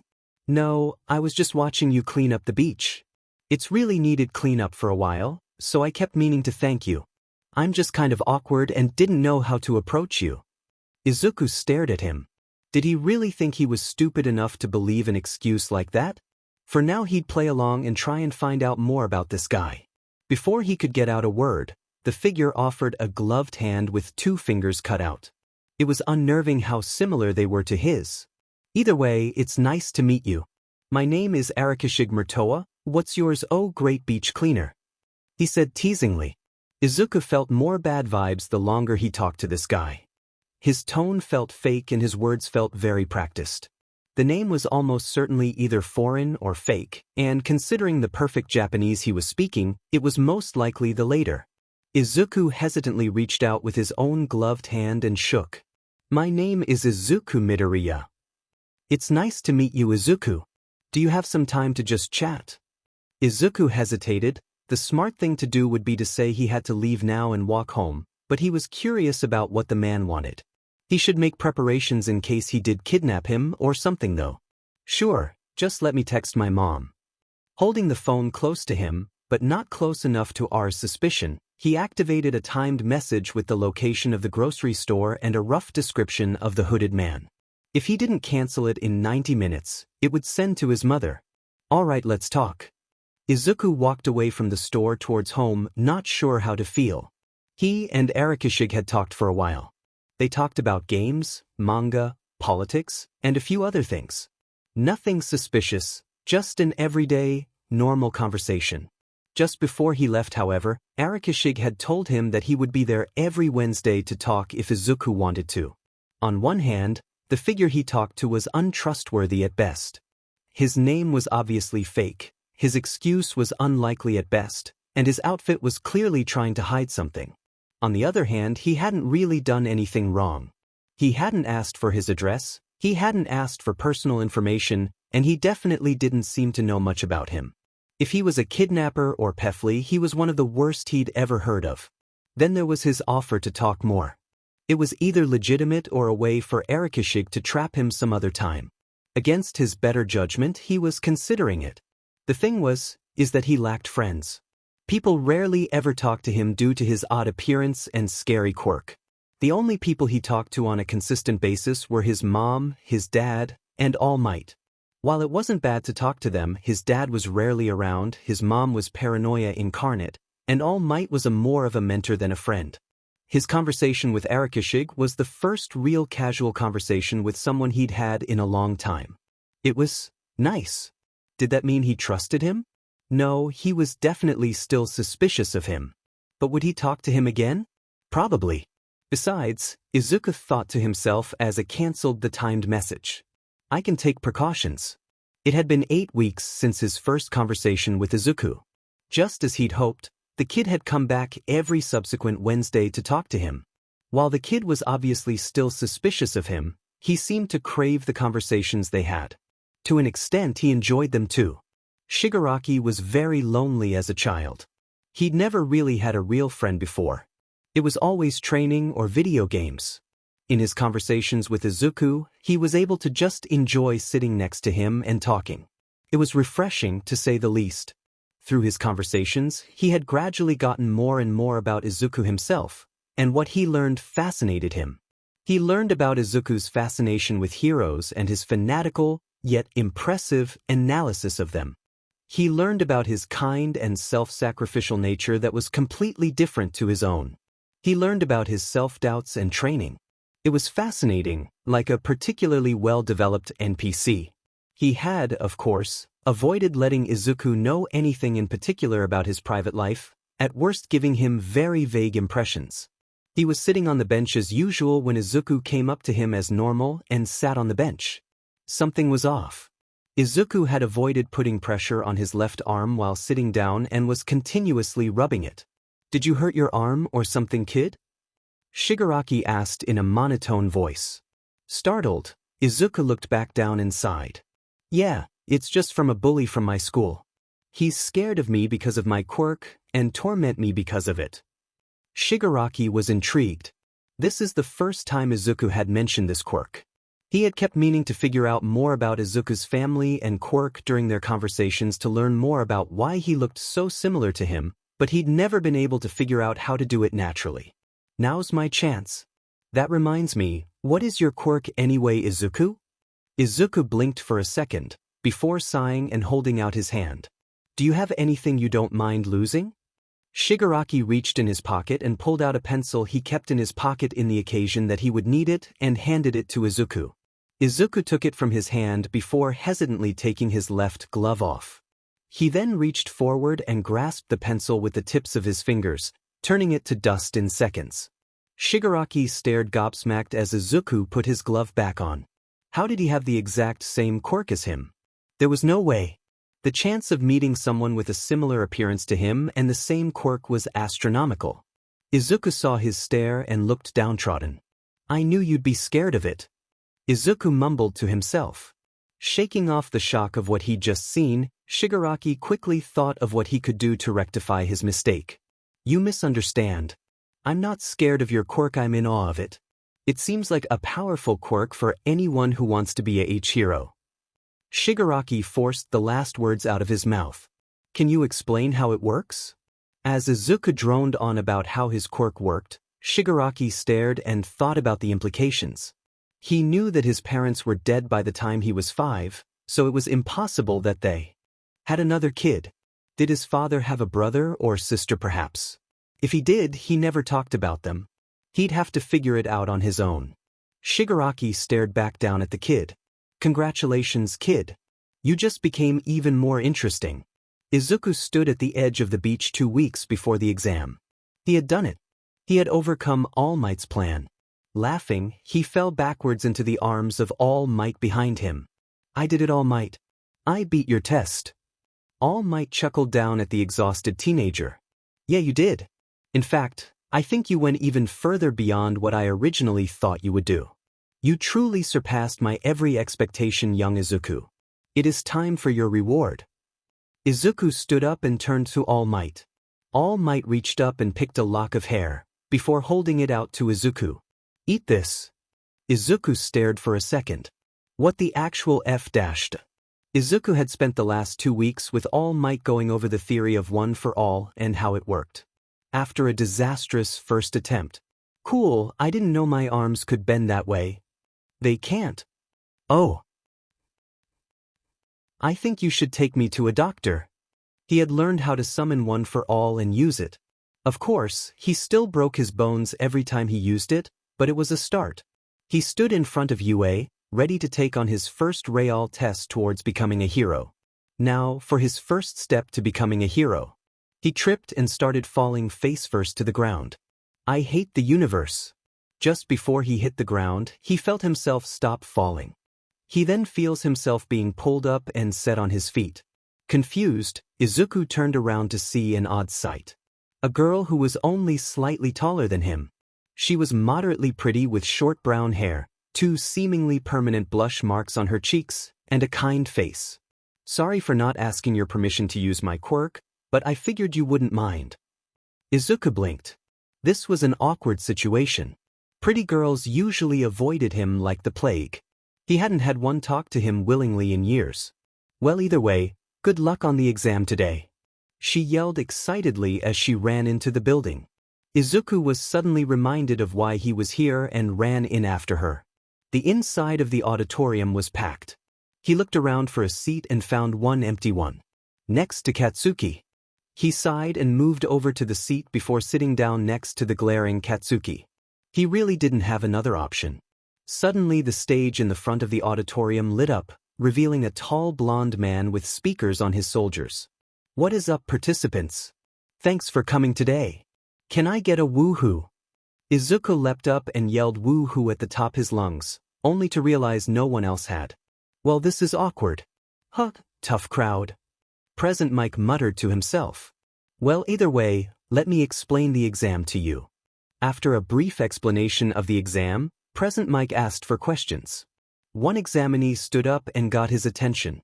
He was a large teen with blue-black hair, glasses, and what looked to be engines on his legs. He made motions with his hand as he clarified a few part of the test. Izuku wasn't really paying attention until he pointed at him. And you with the hoodie on? Your response earlier to present Mick's clearly rhetorical statement was distracting. If you're not going to take this seriously, you should just leave. Izuku felt a surge of anger. Who did this arrogant jackass think he is, calling him out for a mistake in front of this whole auditorium? Before he could respond, however, Present Mike regained the teen's attention and continued talking. Izuku stood in front of the gate to the exam. This was it. This was his chance to prove himself. Removing his gloves, he got into position and got ready to go in. He hated using his quirk, but he really didn't have a choice in this scenario. He would have to use everything he had to pass the exam. Suddenly, he felt a hand clasp his shoulder from behind. Startled and terrified, he pushed backwards with his elbows and turned around. Behind him was the same teen from the exam room. They stared at each other for a second before the teen cleared his throat and stood up taller. I would like you to know that you don't seem like hero material. Your surprise at being clasped on the shoulder shows your lack of DSP. Izuku turned around before responding. You're not the only one who thinks that, jackass, but I'm here to prove all of them wrong. The teen was appalled at the language and moved to reprimand him, when Izuku stopped him by turning around and glaring. And for the record, don't surprise me when my gloves are off. I could very easily kill you accidentally. Izuku turned around to the gates, suddenly opening. Not willing to lose a chance to gain an advantage, he ran through as quickly as he could and got started before the stream of people that came in after him. Izuku leapt at the first three-pointer he saw, quickly turning its upper half to dust. That's odd. Izuku thought to himself. My quirk seems a lot more powerful than the last time I used it. He didn't have any time to think about it as he started running from robot to robot, scoring many points. Suddenly he saw a blonde-haired foreign teen trip as a large piece of debris fell down towards him. Moving quickly, he moved over the teen and held his hand out towards the debris. The second the debris made contact, it turned to dust. Nodding down at the shocked teen, he moved on to the next robot. The teachers of UA sat around, looking at the examination through their cameras. We've got a lot of lively recruits this year, don't we? A woman in a skin-tight suit and Diaminorex outfit stated seductively. Yes, we do. Please curb your tendencies this time, Midnight. We don't need a repeat of last year. A tired-looking man with scruffy long hair let out. It was one time. Everyone was there. Present Mike yelled. Now my friends, we need to focus. Who is going above and beyond this year? A white animal of some kind stated. A tanned shirtless man turned the TV screens to focus on 5 participants that were currently dominating the competition. The 5 participants were made up of a blonde teen shooting explosions through everything that moved, a green-haired teen who seemed to be running very fast from robot to robot, turning each one to dust, a bird-headed teen with what appeared to be a living shadow destroying the robots around it, a girl with vines for hair blocking a robot's attack, and a buff teen with blue-black hair kicking the robots into bits. Interesting. Think it's time. Higuri, release the Kraken. Everyone sat in silence. Higuri. Never call it that again. Izuku was doing great so far. He'd scored a total of 40 points so far, putting him well on track to passing. He probably could have gotten more if it wasn't for his constant need to save people. Seriously, this exam seemed way more dangerous than it should be. Almost as if the universe was laughing at him, he suddenly saw people running past him screaming. He turned around to see a giant robot the size of an office building. Isn't that a little extreme? He turned around to run like everyone else, when he heard a sharp yelp of pain behind him. It was the girl from before, and her foot appeared to be stuck under debris. He knew he should run away. He knew that she probably wasn't in any real danger. He knew that she would be fine. But she looked so scared. She looked so utterly terrified. What kind of hero would he be if he ignored her? He ran forward and dissolved the debris on top her leg. Can you move? The girl was barely able to shake her head no in her shock. Damn it, he thought. I don't have time to put on my gloves. He looked up at the robot. Last resort time. He charged one for all into his legs and leapt into the air. I didn't know that my legs could bend like that. They can't. Oh. I think you should call a doctor. My everything hurts. After being fixed by recovery girl, who it turned out was the school nurse, he had arrived at home as usual. His mom refused to talk to him as he went to his room, still seemingly mad about the fact that he went against her wishes and got his dad to sign the forms when he had been home a few months ago. He didn't mind, he'd proven himself to all might and he'd scored more than enough to pass the exam. It didn't change the fact that everything hurt though. It was a week later. His mom, having seemingly calmed down, gave him his letter from UA and told him to open it. He opened the thing to find a device that suddenly blinked to life. Hello young Midoriya, I am here as a projection. The projection of All Might stated. After talking for a minute about how proud he was of him, the projection All Might waved his arms towards some edited-in scores. As you can see here, you were one of the few to score perfectly on the written exam. This is rare, with only a few people per year scoring this well. Izuku nodded to himself. He had honestly expected way worse, and he had finished far before everyone else. As you can see, you also scored 40 villain points on the physical portion, more than enough to pass the exam. Izuku pumped his fist and let out a joyful hoot. Before he could celebrate, however, the All Might on the projector continued talking. But wait, there's more. Not only did you save multiple examinees from minor injuries throughout the battle, but you also went above and beyond to destroy the zero-pointer to save a hurt girl. For this, we awarded you a combined total of 85 rescue points, giving you a total score of 125 points. The fourth highest in the history of the exam. The only 3 to ever surpass that total were Endeavor, Best Jeanist, and yours truly. Congratulations, Midoriya, UA is your hero academia. Hisashi was getting out of the shower when his phone started ringing. He picked it up and rolled his eyes. It was his boss again. He was sick of the man calling to complain that he hadn't finished his assignment yet. I'd like to see if he could finish this faster than me, Hisashi thought to himself. Sighing in exasperation, he pressed the answer button and raised the phone to his ear. Hello. Hisashi mumbled into the phone. Oh, did I wake you up? I forgot that time zones are different in France. If you're tired, I can call you in a couple hours. His boss's cynical and laid-back voice echoes back. He always called him early in the morning when he should be asleep. Hisashi had always thought that his boss was messing with him, but he could never be sure. No, I just got finished for the night and took a shower. What is it? That can wait. How is your assignment going? Hisashi snorted. This fucker was probably going to complain a bit before he got to the point. I'm about halfway finished here. I'll be moving on to the next section soon. Excellent.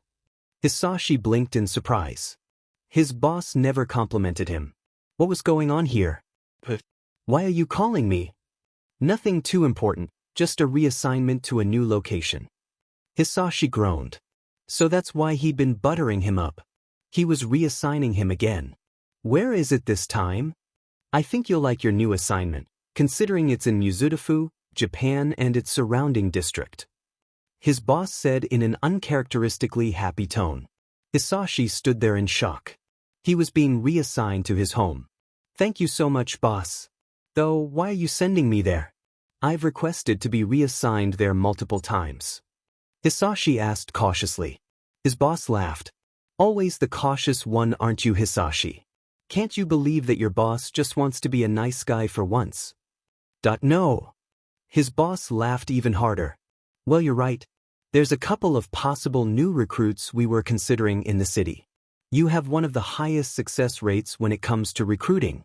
We've also been getting reports of multi-quirked organisms popping up recently. Hisashi's blood ran cold. Is it him? We believe so. Inko was having that nightmare again. She was crying out for her mother not to die. She was crying out for her mother not to leave her. She was crying out for anyone to help. He couldn't let her go on like this. Shaking himself, Hisashi looked down at his free hand and realized he had clenched it hard enough to draw a small amount of blood. Send me the list. Hisashi heard a ding come from his phone and opened up the list. Everything seemed to be ordinary until he got to the last name on the list. Why is Stain on here? His boss got uncharacteristically quiet. We believe he would make for a great expendable pawn against All for One's minions. He's also been a big nuisance ever since his debut. We'd like to kill 2 birds with 1 stone. But he's an insane psychotic killer who's murdered many heroes for not meeting his stupidly high standards. That does not change the fact that it speaks highly of his skills. Based on the reports, I'd even say his fighting style is similar to yours. Besides, you have the collar. Attached to him if he's too unruly to control. It wouldn't exactly be a big loss to the world if he died. Hisashi felt conflicted. On one hand, his boss was right. Stain was a threat to himself and everyone and around him. Frankly, the world would be better off with him dead or captured. Why not use him as a pawn? On the other hand, the collar was dehumanizing. It made people listen to him under the threat of death. It implied that they didn't deserve a second chance, that they were too far gone. Didn't everyone deserve a second chance? All right, I'll do it. Are there any heroes you want me to check out? If you're asking me if you should recruit your ex-boyfriend, Then no. His boss said in a teasing tone. NG was never my dash. I'm kidding, Hisashi. Geez, it's like you can't even take a joke. Hisashi burned with anger. His boss knew how sore of a spot NG was to him and loved to rub it in. Fine, but who's replacing me here? I'm nearly done and I don't want to give someone a job they can't finish. I presume Doll will be a good enough replacement? Hisashi shuddered.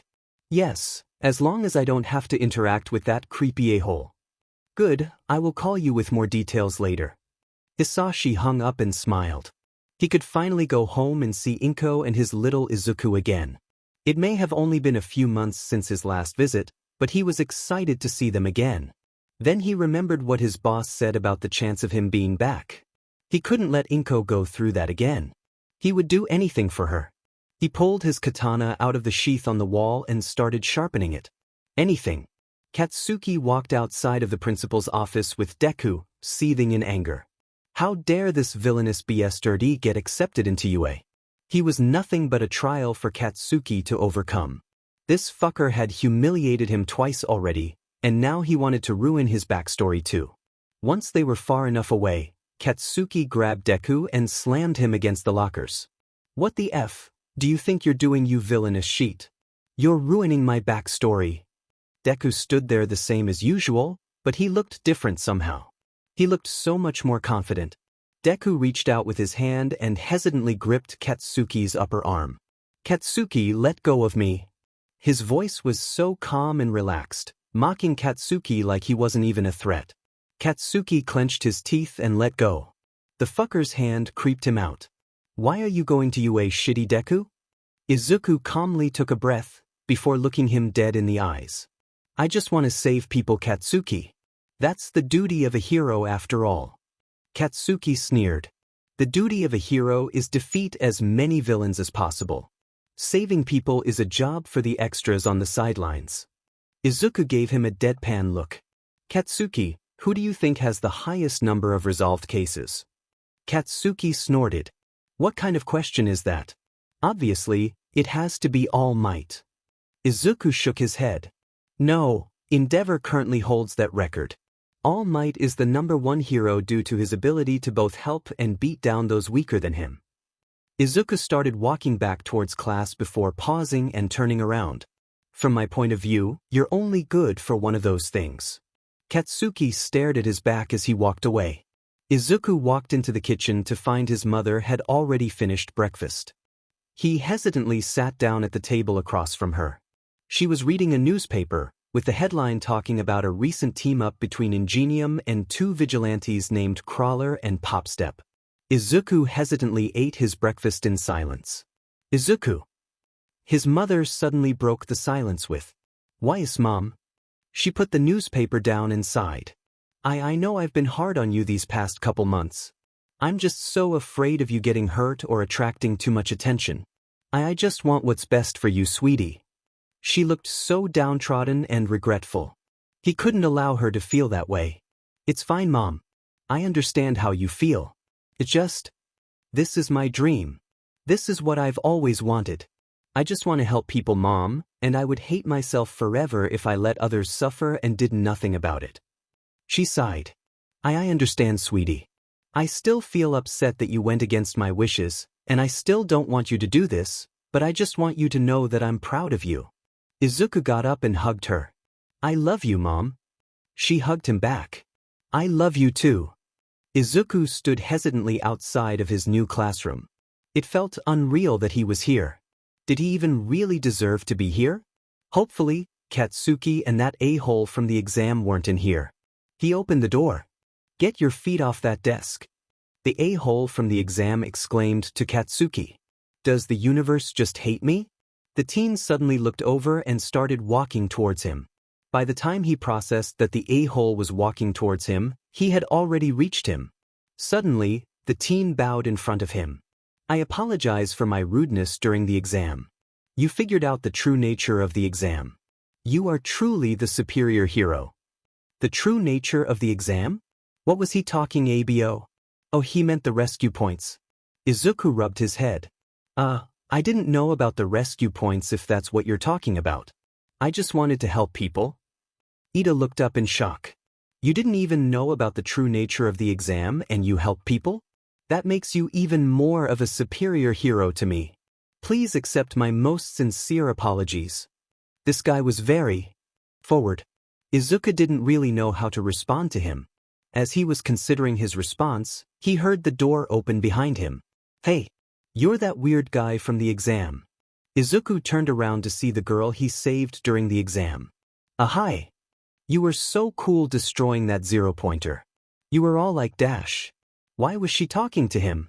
Did she think that she owed him or something? As she continued describing her perspective of his fight against the zero-pointer, he continued standing there not really knowing what to do. He wasn't really good at conversation. The only people he talked to consistently were his mother, his father, and Arakashig. As he looked up to speak, he suddenly saw what looked like a yellow caterpillar behind the girl. He blinked. The girl turned around to see what he was looking at and stared as well. Go somewhere else if you want to play at being friends. This is the hero course. Who are you? Izuku asked in confusion. The caterpillar got up and unzipped what he now realized was a sleeping bag. He walked past them and sat down at the desk in front of the room. Everyone, please take a seat. 3 of them rushed into the nearest seat. Hello, my name is Shota Aizawa. I may or may not be your teacher here. Izuku thought back to his journal. Every teacher at UA was a hero or former hero, so he most likely had an entry on him in his journal. Shota Aizawa, also known as Eraserhead. Emitter-type quirk. Erasure, it allows him to nullify any transformation or emitter-type quirks within his sight. Not much is known about him due to his lack of media attention. Weaknesses. His quirk is based on what he can see, so his eyes are an obvious weak point. His glasses are most likely durable, but they would still be the best target overall. Aizawa threw some clothes on the floor in front of him. Put these on, we're going to do a quirk apprehension test outside. The brown-haired girl raised her hand. Yes. Opening ceremonies are today, sir. Shouldn't we be heading to them? Aizawa snorted. They're a waste of time. Now hurry up before I decide to expel you for wasting my time. The class chatted among themselves as they waited for Aizawa at the PE grounds. Izuku continued listening to the large teen and the brown-haired girl talk to him and himself. He kept trying to remember how to properly interact with a girl. Oh yeah, his dad had told him what to do before. Remember, son, if a pretty girl or boy ever tries to talk to you, run to me and point me in their direction. I'll take care of the problem. That didn't sound right. Oh wait, he had talked about it another time too. If a girl, or boy for that matter, ever tries to flirt with you, my precious son, I'll cut them into pieces and burn them to ash with my fire breath. Maybe his dad was more screwed up than his mom. What do you think? I actually don't think we've exchanged names, have we? The brown-haired girl said. Izuku realized with surprise that they hadn't.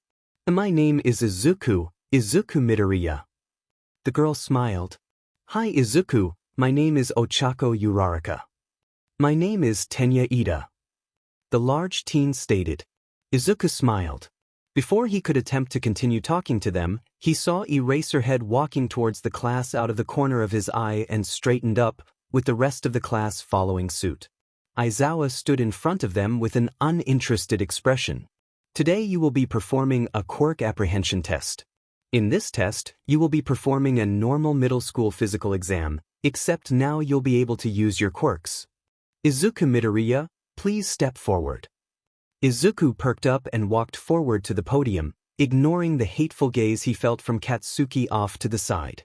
What would you like me to do, Eraserhead-sensei? Aizawa looked surprised for a second before narrowing his gaze at Izuku. How did you know who I am? I have a habit of studying different heroes for fun in my free time. Aizawa grunted. Whatever, just call me sensei. Please step up on the diamond and hold this baseball in your hand. Aizawa tossed him the ball, and he caught it in his gloved right hand. Aizawa suddenly squinted down at him again and made a stopping motion with his hand. Why are you wearing gloves? They are not part of the standard UA uniform. Izuku blinked in surprise. Did you not get my special accommodation forms, sensei? I sent them in about a week ago. No, I did not. Whatever, we'll confirm it after the test. Aizawa made a dismissive sign to continue. Izuku walked up to the plate and stretched a bit. What was your record for the ball throw in middle school, kid?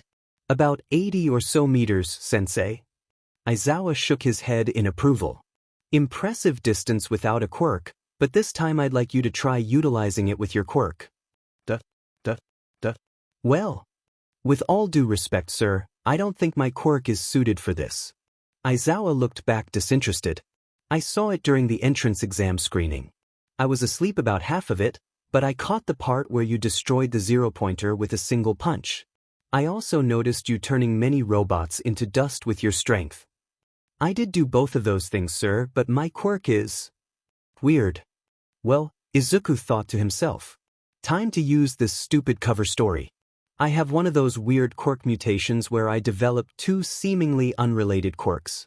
It's only been documented a few times, but my grandmother happens to be one of them. Izuku heard some of his classmates muttering behind him along with what sounded like an explosion. Aizawa looked shocked for a second before his face returned back to a neutral look. I don't care, just use one of your quirks to attempt this. One of my quirks would just turn the baseball to dust and the other would probably pulverize my arm. Aizawa sighed. Use one of them to get a score above 200 meters or I'll expel you. Izuku looked up in surprise. Hey, how could he do this? His normal physical strength wouldn't work here. Pulling his arm back, he focused on his quirk. All right, Izuku thought. Plan B it is. Ochako stood off to the side watching Izuku focus intensely. She felt this was unfair. So what if his quirks were unsuited to this? He was still a heroic guy with a quirks much more powerful than hers. Suddenly, he tensed up and threw his arm forward. Immediately, everyone was pushed back from the sheer power of the throw. It was like a hurricane had suddenly appeared with Izuku at the epicenter. She covered her eyes to block the sand that sprouted up from the shockwave. When she uncovered her eyes, she saw the ball still flying through the air. She turned back to look at Aizawa, whose eyes seemed glued to his phone. A few seconds later, she heard a ding come from his phone to indicate the final distance. Aizawa stared at the screen for a second longer before looking up toward the now expectant Izuku, who was rubbing his pointer finger. Aizawa's face morphed into an unpleasant smile. Midoriya Izuku, 800.3 meters. Everyone stood in dead silence for a minute before Izuku raised his hand. Yes, Midoriya? Can I go to the nurse? I broke my pointer finger. Go to the nurse before the end of this exercise and I'll expel you. Izuku stared for a second. That sounds highly illegal. Aizawa sighed. Hurry up at least. Alright. Now that Midoriya is back, we will begin. A red-haired kid in the back pumped his fist. Woohoo, this sounds like fun. Aizawa suddenly felt ticked off. New change of plans, whoever scores last will be expelled. He heard the starts of protests from the students before he raised his hand to silence them. Heroics isn't about fun, it's about going out of your way to do what's best for everyone around you. In essence, it's to go past your limits to help others. The hero world is unfair, so get used to it. He could practically feel the students fire up in determination. Now go out there, and go plus ultra to show me why you should be allowed to stay. Minetta was scared. He had been doing the worst in each test so far, falling way behind the other guys and the bodacious women. He couldn't be expelled yet. He hadn't even copped a feel yet. The class was moving over towards the repeated sidesteps area when he suddenly felt a tap on the shoulder. He turned to see the Izuku kid from earlier staring down at him in mild concern. Your name's Minetta, right? Minetta was surprised that he was paying enough attention to know his name. Please. What do you need? Izuku glanced over at the distracted Aizawa, before turning his head back to Minetta. Quite frankly, you're going to get expelled if you don't do anything to impress the teacher over there. He's not lying about the expulsion, but if you do something to impress him you could change his mind. Minetta was shocked. This powerhouse was trying to help him. Why are you helping me? I'm your competitor. Izuku smiled slightly in a way that was both kind of creepy and adorable. Like a puppy covered in blood. 2 reasons. The first is that a hero should help anyone in need, regardless of who they are or what the situation is. The The second is that no one here really deserves to go home early. We all work to get here, and we should at least get a chance to prove ourselves. Minetta felt shock and admiration. This guy was so cool. He was willing to go out of his way to help someone with a weaker quirk like his prove their worth. Alright, so what's the plan? Explain your quirk to me. Aizawa was impressed so far with his students. All of them had displayed some level of potential, some of them had massive amounts of it, except for one. Aizawa looked over at the small purple boy who was getting ready to perform the repeated sidesteps test. So far, he had been failing terribly. He had scored last in long jump, 50-meter dash, and grip strength. Frankly, it looked like he would easily be in last place. Aizawa sighed. It was a shame that people like him came into heroics programs. People with decent quirks, but too poor physical ability and skill to use them. Begin. Minetta quickly threw the ball on top of his heads on either side of the lines. He continued until there was a pile on either side bigger than him. Minetta ran into one and started quickly going back and forth at an incredibly fast rate. When the timer stopped, he had scored by far the most out of any student on the repeated side jumps. Aizawa stared for a minute before his mouth returned to an unpleasant grin. How unexpected, he thought. Minetta ran over to Izuku as soon as the next person started and offered him a fist bump. Izuku stared for a second, seeming confused on what to do. What are you doing? Offering you a fist bump, of course. You really helped me out there, dude. Izuku hesitated. What is a fist bump? Minetta felt simultaneous shock and disbelief. Are you telling me no one had ever offered you a fist bump before? Izuku nodded his head. Yeah, I kind of only have one friend. Minetta was surprised. This dude was awesome. Who wouldn't want to be his friend? Minetta smiled at him. I'll be your friend. Izuku stared at him for a minute before grinning in a way that was somehow both creepy and cute again. Thanks. Now, do you think you can teach me how to cop a feel without getting hurt? Izuku gave him a deadpan expression before slapping him upside the head. That's weird, dude. Aizawa watched as everyone stood with bated breaths as he pulled up the scores from the exam. He snorted. They were worrying for nothing. He had already decided not to expel all of them. They had all proven they had at least some potential. He pressed the button to show the total rankings. 1. Momo Yaoyorozu. 2. Shoto Todoroki. 3. Katsuki Bakugu. 4. Tenya Ida. 5. Izuku Midoriya. 6. Fumikage Tokoyami. 7. Mizo Shoji. 8. Mishiro Ojiro. 9. Ejiru Kirishima. 10. Mina Ishido. 11. Ochako Uraraka. 12. Kudakuji. 13. Rikido Sato. 14. Tsuyu Azui. 15. Yuga Oyama. 16. Hantasiro. 17. Denki Kaminari. 18. Kyokujiro. 19. Toru Hagakure.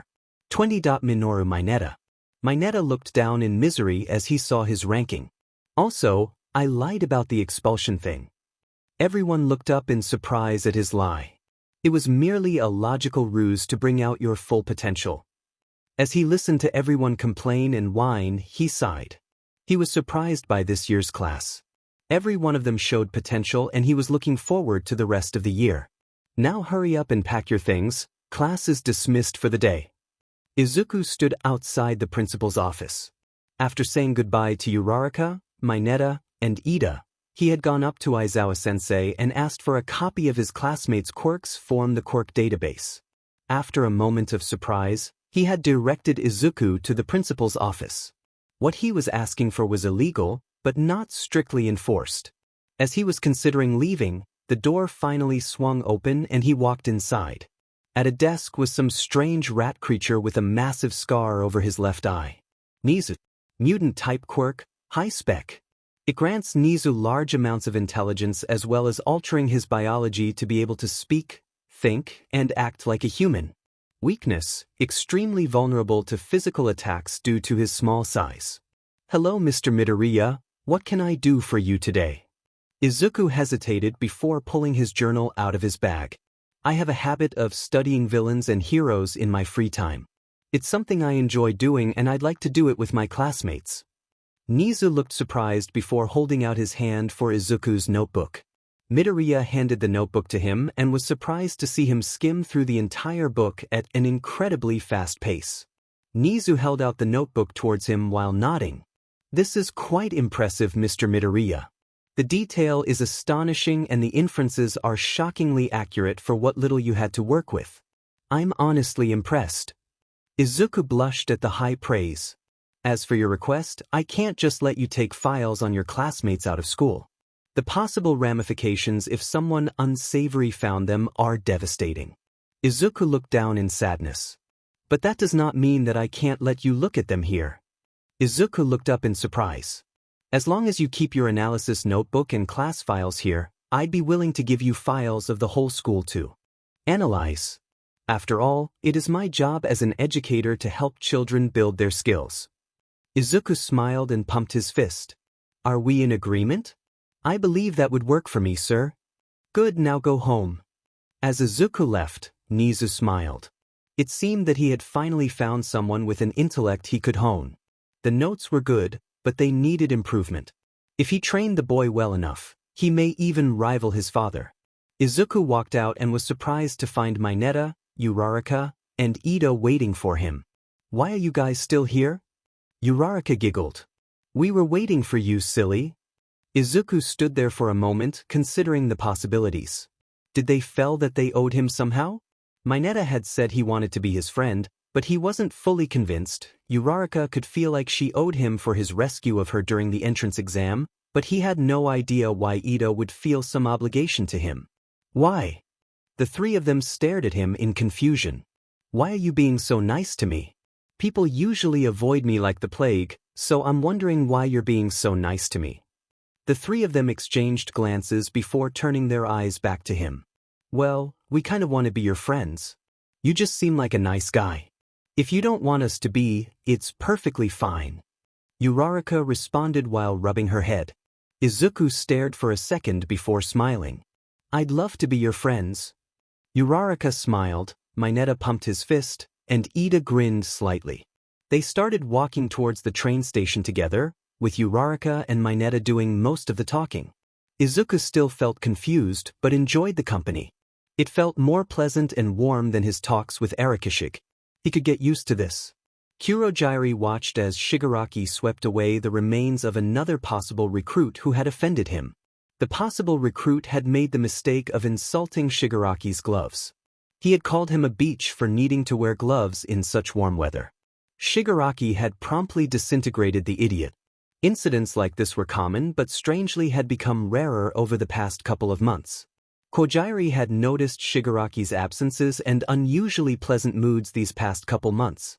He always seemed to be less ticked off than usual, and even seemed happy to an extent. He had reported it to Sensei, but they had both mutually agreed to not investigate for the time being. Whatever Shigaraki was doing, it was making him more agreeable and appealing to the recruits that had come in due to rumors of their planned attacks against All Might. Speaking of Sensei, Kurogiri remembered that he was supposed to teleport Shigaraki to him in a few minutes. "Shigaraki, it's almost time to go meet up with Sensei." Shigaraki perked up and dropped the broom, before rushing over to Kurogiri in excitement. "Finish cleaning your mess first."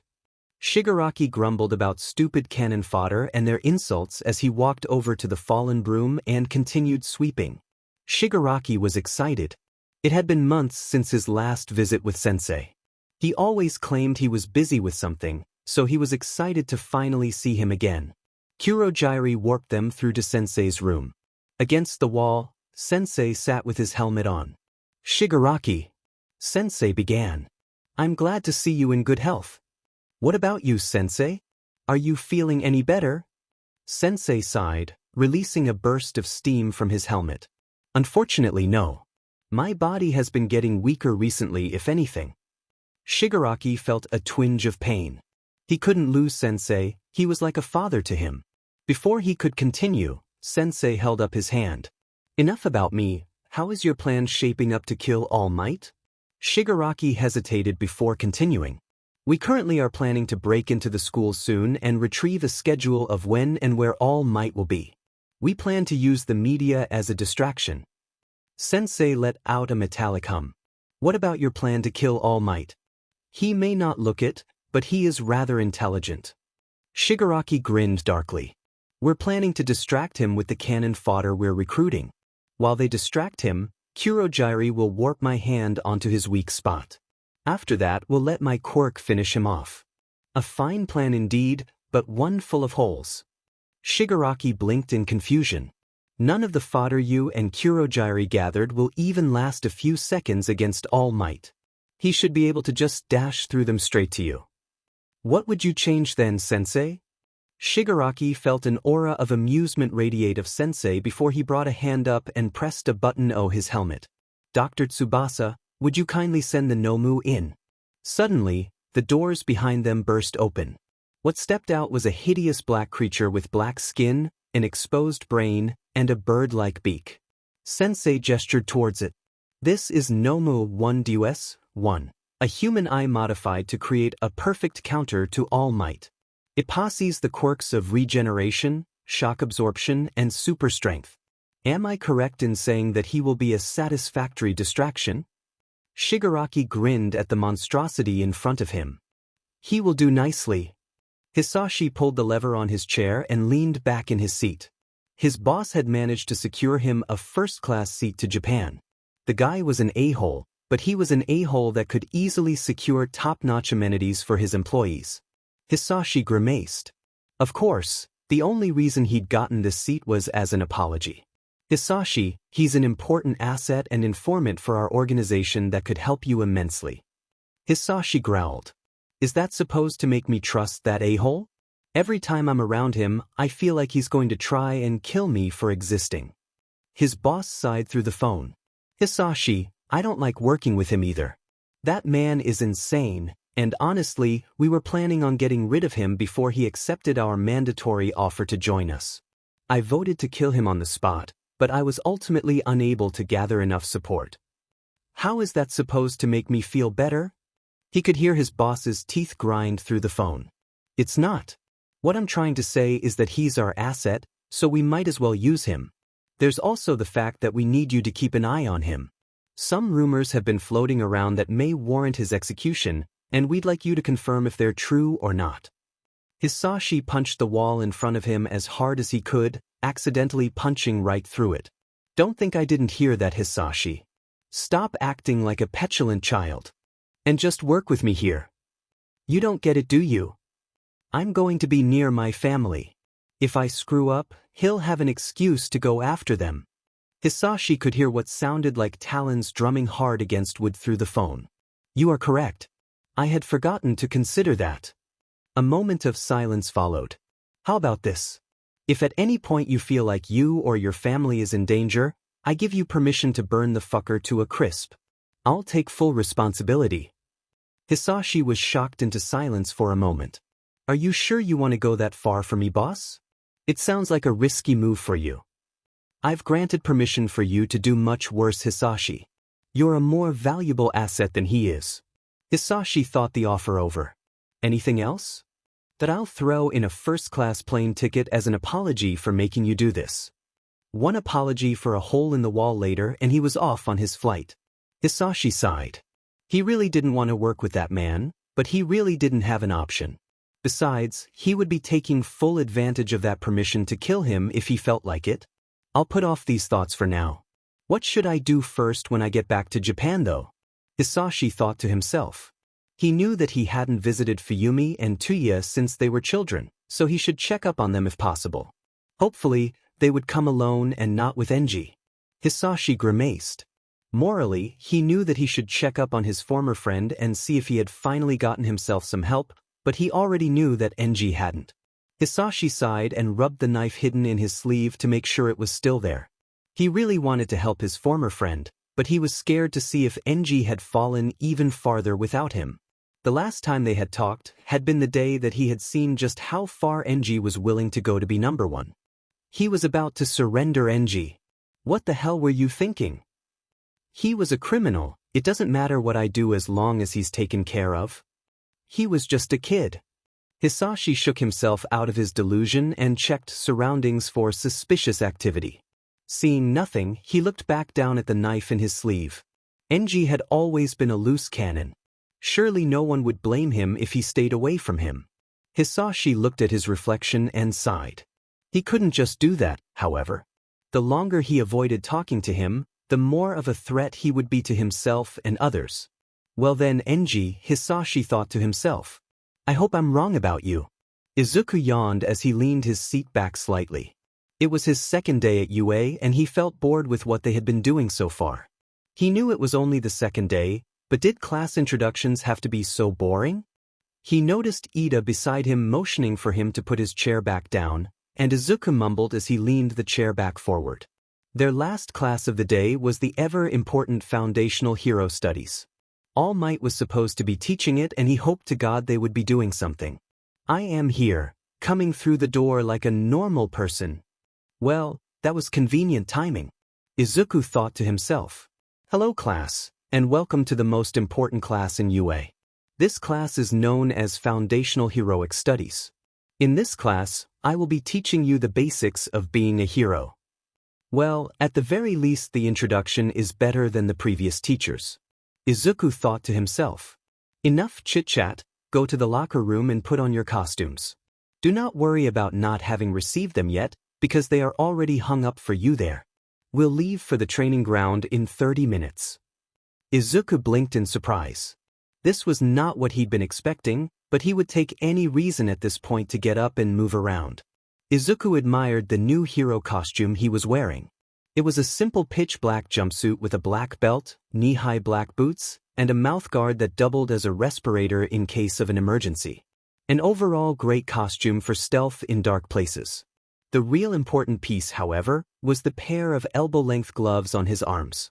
They were missing the pointer and ring fingers as usual, and they contained a mechanism that would allow him to quickly detach them if needed. His dad was surprisingly very experienced in costume design and had helped him with designing a practical costume that would work with his quirk. It had been quite an interesting experience to learn about how to avoid impracticality and flashiness. Happy with how his costume looked, he turned and looked at his friends. Ida was in an impractically heavy-looking suit of armor, Minetta was in what appeared to be a diaper, and Uraraka was in a skin-tight black and pink suit with a helmet. Izuku stared at his friends' odd costume designs. Did your costumes turn out the way you wanted? They all looked confused at his question, confirming that he was correct. Ida proudly straightened himself. I based my design of my brother's hero costume. It helps guard me against attacks and contains cushioning in case I crash. It may not be as impractical as I thought, but it could still use work. The equipment is heavy and can weigh him down in a fight. Minetta pumped his fist. I based my design of a bowl of grapes to really go with the theme of my quirk. So it's not a diaper. It's still very impractical though. The bowl can be easily gripped by enemies and takes away from his advantage in having a small size. Uraraka rubbed her head. It turned out mostly how I wanted it to, but the costume is a bit tighter than I imagined. It must have been an error with the support department. No, it definitely wasn't. It's very hard to grip a skin-tight suit in the middle of combat. It is also very good at distracting opponents in the middle of combat, like how I feel right now. Izuku shook those thoughts away. Your costumes have multiple impracticalities in them. You know, my dad is really good at redesigning costumes to be more practical. Next time he visits, I'm sure he wouldn't mind taking a look at yours and improving them. All three of them rubbed their heads in what appeared to be embarrassment. Well, that was sort of blunt, Izuku. I'll accept your offer though, Uraraka stated. Before Izuku could continue, he heard All Might talking behind and turned to listen. Today we'll be doing indoor battle training. You will be fighting in a 2 versus 2 style battle. Before I further explain the rules, let's draw lots to determine the teams. Izuku ignored the constant questions from his classmates around him and chuckled at All Might's obvious discomfort. It's quite amusing that his largest challenge as a hero appears to be teaching us. Listen up. Here's the deal. Since you are too impatient to wait until after we draw teams to ask me questions, I'll explain the rules first. All Might pulled out a small sheet of paper. In this exercise, the villain team will be hiding a nuclear weapon and the hero team will be attempting to retrieve it. The heroes After listening to All Might drone about the rules for 10 minutes, All Might finally grabbed a box with the word lots at his side and started drawing names. For the first hero team, we have Izuku Midoriya and Fumikage Tokoyami. Izuku and Tokoyami turned to look at each other appraisingly. Tokoyami was just below average height-wise, being about 8 centimeters taller than him. His bird head on top of his human body was mildly disturbing to look at, but Izuku had seen far worse. His costume was a simple black cloak covering most of his body. It was more practical than most of the other costumes due to its stealthy nature, but it was very easy to grip if someone got in close. Tokoyami walked over and bowed to him. Fate has decided that we shall fight together today. It is a pleasure to meet you. Izuku's sweat dropped at the over-the-top statement while bowing back. It is a pleasure to meet you too. Let's do our best out there. Tokoyami nodded in acknowledgement before turning to watch All Might draw their opponents. As long as it's not Katsuki, I'm all good with this. For the first villain team, we have Katsuki Bakugo and Hanta Zero. I need to stop jinxing myself. Katsuki glared over murderously at the two of them as a plain-looking boy with tape dispensers for elbows walked over towards him. Tokoyami and Izuku stood outside the entrance to the building their fight was taking place in. Tokoyami turned to Izuku. Midoriya, would you care to discuss strategy? Izuku nodded his head affirmatively. Yes. First off, please inform me more about your quirk. Suddenly a black shadow creature appeared from underneath Tokoyami's cape. Izuku yelped and jumped back. Tokoyami rubbed his head in embarrassment. I apologize for not warning you. This is Dark Shadow, my quirk. It is a sentient beast that can materialize and from my body at will. It grows stronger the less light there is. Izuku nodded his head at this information.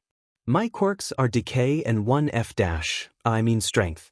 Whatever I touch with all 5 fingers decays to dust outwards from where I touch, and I have super strength that I currently can't control at the moment.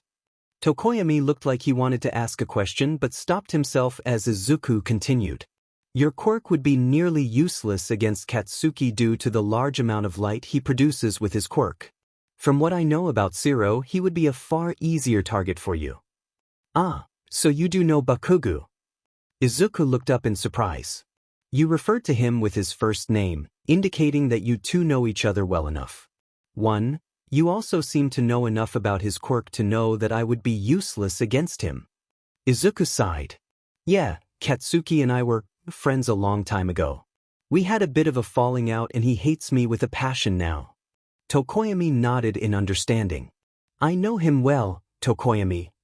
Izuku stated with a smirk. That's how I know he'll come straight for me. Tokoyami and Izuku ran down the hallway together towards their destination. Suddenly, Katsuki burst out from behind a corner and aimed at them. Izuku pushed both of them out of the way of Katsuki's explosion and nodded towards Tokoyami. Tokoyami nodded back and continued running towards the stairs, leaving Izuku to fend for himself against Katsuki. Deku! Katsuki growled in anger. Don't think I didn't figure out the real meaning of what you said the other day. What the F is he talking about?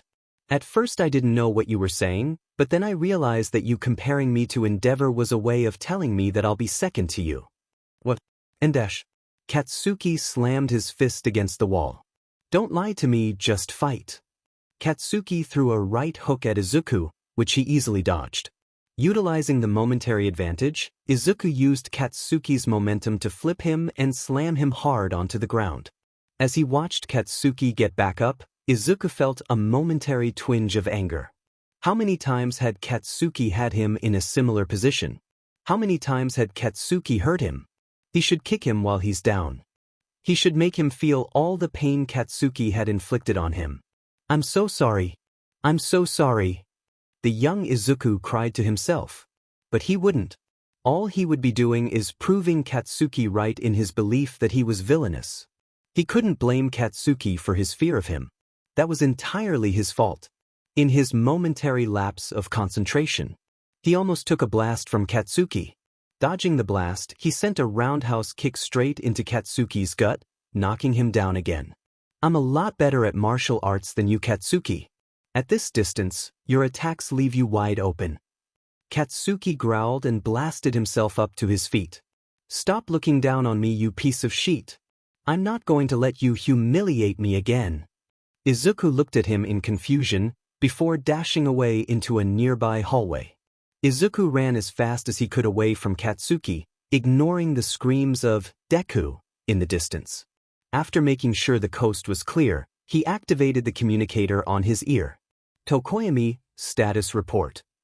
Zero is a lot faster than we thought he would be.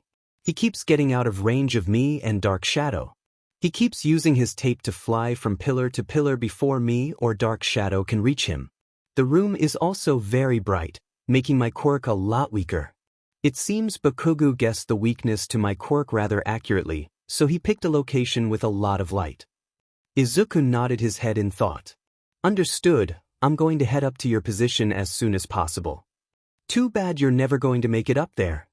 Katsuki jumped from around the corner and scored a direct hit on the surprised Izuku's side. Gritting his teeth in pain, Izuku rolled away from Katsuki and quickly checked his side. It was very badly burnt, way too badly for a training session. Is he trying to kill me? Katsuki grinned at Izuku maliciously. You know how my quirk ignites my nitroglycerin sweat to create explosions? Izuku hesitantly nodded. Well, if my gauntlet is designed correctly, it's been storing my sweat since I put it on. Izuku's face dawned with realization. He heard All Might screaming through his communicator. Stop, you could kill him. Katsuki grinned before aiming his gauntlet. I don't care. He pulled the pin and Izuku rolled out of the way. A massive explosion shot out of Katsuki's gauntlet and blasted through the building, just grazing Izuku's other side. Izuku stared at the hole in the building behind him. Holy shit, Katsuki is legitimately trying to kill him. Izuku suddenly hissed in pain and looked at his other side. It was burnt even worse than the side Katsuki had already blasted. Ignoring Katsuki talking to All Might, he forced himself around the corner and kept moving as fast he could. He looked at his sides as he forced himself forward. Demon it all, I'm in too bad of a condition to use one for all. I guess that leaves me no choice then. He activated the detaching mechanisms in his gloves. Katsuki noticed the shitty Deku running away and snorted. What a shock, he's as cowardly as all villains were. Of course, fear is to be expected when someone was facing a main character as awesome as him. He casually strolled forward, not in a rush to catch the shitty Deku. This was it.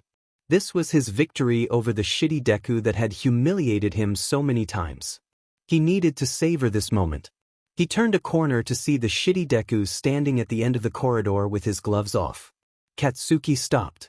Deku looked terrified. He looked so afraid of him. Almost as if he saw him as a villain. Katsuki shook his head slightly. It didn't matter how scared Deku was, he needed to savor his victory. Deku was the villain of this story anyway. He shouldn't feel any sympathy. Letting his face change into a grin, he walked forward. When he was only about a meter from Deku, the floor collapsed from under him. Barely grabbing himself on the edges, he only time to look up at Deku's foot as it kicked him hard in the face. Izuku sat down, careful to only rest 3 fingers on the ground, and looked down through the floor at the unconscious Katsuki below. He had anticipated that Katsuki would want to savor defeating him and would attempt to walk towards him. Using this inference, he could plan for a way to surprise Katsuki and take him down while he was off guard. Using his quirk, he had weakened the structure of the floor significantly by barely grazing it with his fingers. With the extra time the trap had bought himself, he had been able to take Katsuki down. It was a desperate gambit, and one that would have failed had he predicted Katsuki's behavior wrong, but he had won with it. He groaned in pain and noticed that his sides looked even worse than before. He didn't have much time. He had to help Tokoyami. He forced himself painfully up the stairs and panted as he reached up and turned on his communicator. Tokoyami, where are you located again? He heard a sigh of relief. Oh Midoriya, I'm glad you're all right. When I felt that massive explosion beneath us, I feared that you had fallen victim to Bakugo. We are located in the main room on the 5th floor. Got it? Be ready to grab the bomb when the floor turns to dust under you. Midoriya turned off the communicator and let out a few more mms of pain as he positioned himself under the room where Tokoyami was located. Screaming painfully as he did so, He leapt up and smashed his hand as hard as he could against the floor. Tokoyami quickly tensed himself in wait for Midoriya's attack. Truthfully, he didn't know what to make of the smaller teen, but he seemed extremely nice and had been far more accepting of Dark Shadow than others. He liked the teen, and he hoped they could be friends in the future.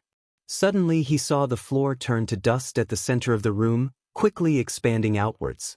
Zero, not expecting this, fell through the hole and landed on his face, while Tokoyami landed on his feet. Quickly he sent out Dark Shadow, who grabbed the bomb and pulled it towards him.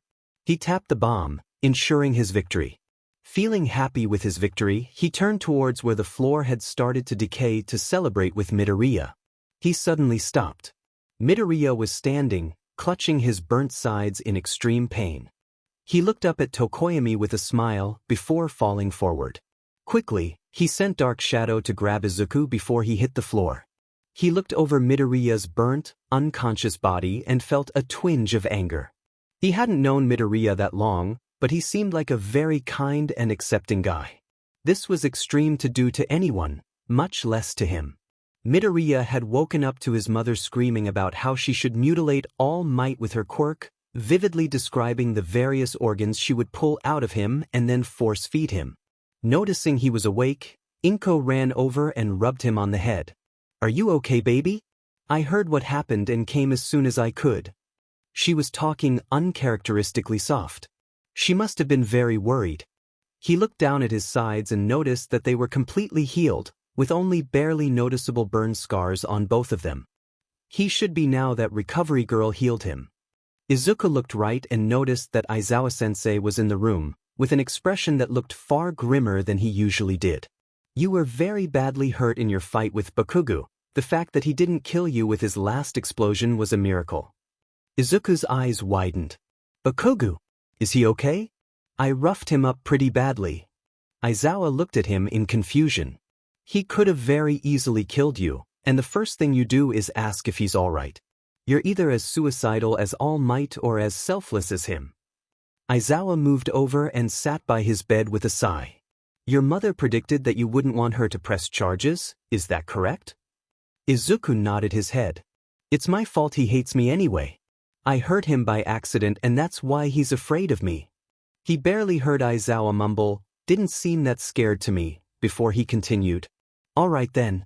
The teachers reviewed the footage and voted what to do with Bakugo. For now, he's on probation, he will be required to go to therapy, and he will be spending detention with me for the entire year starting next week. Izuku looked up to protest before Aizawa held up his hand to silence him. It was either that or expelling him. I voted for expulsion personally, but Niza made a convincing argument to the other teachers that he would be dangerous on the street and that it was our job as educators to help him. Aizawa snorted. "What a load of bullshit that is." Aizawa leaned back a bit farther. All Might is also not allowed to do class exercises without a more experienced teacher with him from now on. He should have stopped the match the second Katsuki threatened to use his gauntlet. I was hesitant to let Izuku come here in the first place. I honestly want to take him out of here and sue the school for negligence. His mother finally piped up. She looked down. "But I know that he would hate me forever if I took him away for something that wasn't the school's fault." She looked up towards Aizawa with a look promising pain, death, and suffering. "I expect you to take better care of him in the future. Promise me you can do this and I'll let him stay." Aizawa stared for a second. "I promise that I'll do everything in my power to take better care of him." Izuku walked into class the next day to two missiles slamming into him. "Midoriya!" Uraraka and Minetta let out simultaneously. "I can't breathe." The two of them let go while profusely apologizing. Ida ran up next and bowed to him. "It is great to see that you are all right, Midoriya." Izuku smiled. "Thanks, Ida." Suddenly, Tokoyami walked out from behind Ida looking downtrodden. He bowed his head profusely to the ground. "I greatly apologize, Midoriya. You were my partner yesterday and I failed you greatly. It is my honor-bound duty to perform any task you ask of me as penance." Izuku smiled. "You don't have to do anything for me, Tokoyami, but if I had to ask, I want you to sit by me at lunch with my friends." Tokoyami looked up shocked. I failed you so badly, and you would still have me as your friend? Izuku hesitantly patted his shoulder. It's okay, you did nothing wrong. The plan was mine, and I deserve the blame for what went wrong. Before they could continue, Katsuki walked in behind them. Everybody in the class went dead silent and stared at the teen. He stared at Izuku with murderous intent, looking about ready to blast him, before walking past him and sitting down. Needless to say, no one talked until Aizawa entered the room. After a strangely normal class PRD where they elected a president and vice president, who ended up being Yoerozu and Ida respectively, Izuku sat down for lunch with his friends. It was nice to just enjoy this environment with them, which was the complete opposite of what he was used to. Out of the corner of his eye, he noticed a teen with white and red hair sitting alone at another lunch table. From what he remembered, he was named Shoto Todoroki, son of Endeavor. His eyes were very cold towards everyone who walked near him, but he looked so lonely. Hesitantly, he waved to get Uraraka's attention and motioned towards Todoroki. Seemingly getting his intention, she smiled back at him and gave him a thumbs up. He walked over and sat down next to Todoroki. Shoto sat down on his own at the lunch table like he was used to. Occasionally, someone came by and asked if they could sit down next to him. They all left after he gave them a glare. It was lonely, but he was used to it. Suddenly, a short teen with green hair slid into the seat next to him and smiled. The two of them awkwardly stared at each other for a minute before Shoto went back to eating. The teen, who he now recognized as Midoriya from his class, cleared his throat. Hello there, it's nice to meet you, Todoroki. I noticed you were lonely over here and thought I could keep you compa. Go away. Midoriya looked crestfallen before clearing his throat and trying again. Well, you just looked lonely, so I thought maybe I could talk to you. Go away. Midoriya looked a little ticked off before continuing. Are you sure? I know what it's like to be lon. Go away. Izuku looked like he wanted to continue, before sighing and getting up. He moved to walk back to his table before he stopped momentarily and turned towards him. Well, if you're ever feeling lonely, I'll save a spot for you at my table. With those words, Izuku turned and walked back over to his friends. The kindness in his words made Shoto feel uncomfortable. Katsuki sat alone at lunch, a stark contrast to what he was used to. He knew the reason why, but he didn't care. So what if he was a bit too rough with the shitty Deku? No one had died. Izuku looked so terrified of him. He looked so afraid of him. Almost as if he saw him as a villain. Katsuki shook his head to clear it. Why did that FNG image keep playing in his head? There was no way he felt guilty about showing that shitty villain his place. Then why did he feel so shitty? Suddenly, a muscular red-headed teen sat across from him. Hey, what's up? Katsuki looked up perplexed. Who the F are you? The kid rubbed his head with a sheet-eating grin on his face. Ijiro Kirishima, I'm in your class. Katsuki snorted. Whatever. The two of them sat in silence for a minute. Why the F are you here? You looked lonely. Kirishima hesitantly responded. Everyone thinks I'm a monster after yesterday, so why the F are you here? Kirishima looked down for a second. Well, I just know what it's like to be down in the dumps after failing. What you did yesterday was very unmanly and terrible. Kirishima looked back up at him with a smile. But the manliest thing a person can do is give someone else a second chance. Katsuki stared at him for a second before snorting. You're naive. Kirishima laughed sheepishly. Maybe, but would you rather sit alone for the rest of lunch? No. Shigaraki sat on his usual bench reading the timetable he had stolen earlier that day. Based on the information in the table, tomorrow would be the best day to attack All Might for the next 2 weeks. A bit sooner than he would have liked, but he would have to make do with what he could get. Suddenly, he saw Izuku walking towards him and quickly hid the timetable in his pocket. He'd deal with the planning later. Hi, Arakashig. The much smaller teen greeted. Shigaraki smiled under his hoodie. Hello, Izuku. Izuku sat down next to him, looking far more excited than usual. What have you been up to, Izuku? You'll never believe it, Arakashig, but after all my hard work and training, I got into the UA Hero course. Isn't that amazing? Shigaraki's grin fell under his hoodie. He knew that Izuku had been applying to you today. He had just been hoping that he would fail the test. That's great, Izuku. He let out through grit teeth. What class did you get into? Please don't say 1A. Hero class 1A. How nice for you, Izuku. Izuku beamed back at him, a stark contrast to the non-stop cautious looks he had received from him just a few months ago. I've also made so many wonderful friends already too, like Uraraka. Shigaraki tuned him out. Izuku, the closest thing to a friend he had ever had, now had friends. If Izuku had friends, he may not want to spend time with him anymore. It was so unfair. He had spent months trying to make friends with Izuku, and then these people came in and became friends with him out of the blue. It made his blood boil. He was the only friend Izuku needed. Arakishig. Shigaraki broke out of his trance and stood up. I'm sorry, I just remembered that my dad needed me to make dinner tonight. See you later, Izuku. He quickly walked away before Izuku could respond. This could not have gone any worse. Not only was his only friend part of the class that would be under attack from his minions tomorrow, but his only friend had also acquired new friends that he may like more than him. He needed to play this to his advantage. He needed to figure out a way to utilize this information. He stopped. That's not a half-bad idea. Shigaraki looked down at the wide array of minions before him and smirked. This would do quite nicely. Hello, my fellow villains, Shigaraki began. It is my pleasure to announce that we will be assaulting a UA field trip tomorrow, with All Might as the chaperone. He let the cheering from the minions die down before continuing. The plan currently is for you guys to deal with the students and other teachers on the trip, while Kurogiri, Nomu, and I will focus on All Might. There was less cheering this time, but it was still a rather positive response. I have a second task for you, however. A bonus objective, if you will. Shigaraki handed a stack of photos to the frontmost villain, motioned for him to pass it along. This, my friends, is one of the highest potential hero students in the world right now.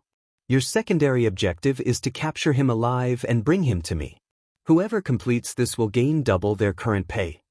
There was a murmur among the crowd as they looked over the photo. One of the stupider villains at the front walked up to him. What happens if we just kill the brat and bring you his corpse?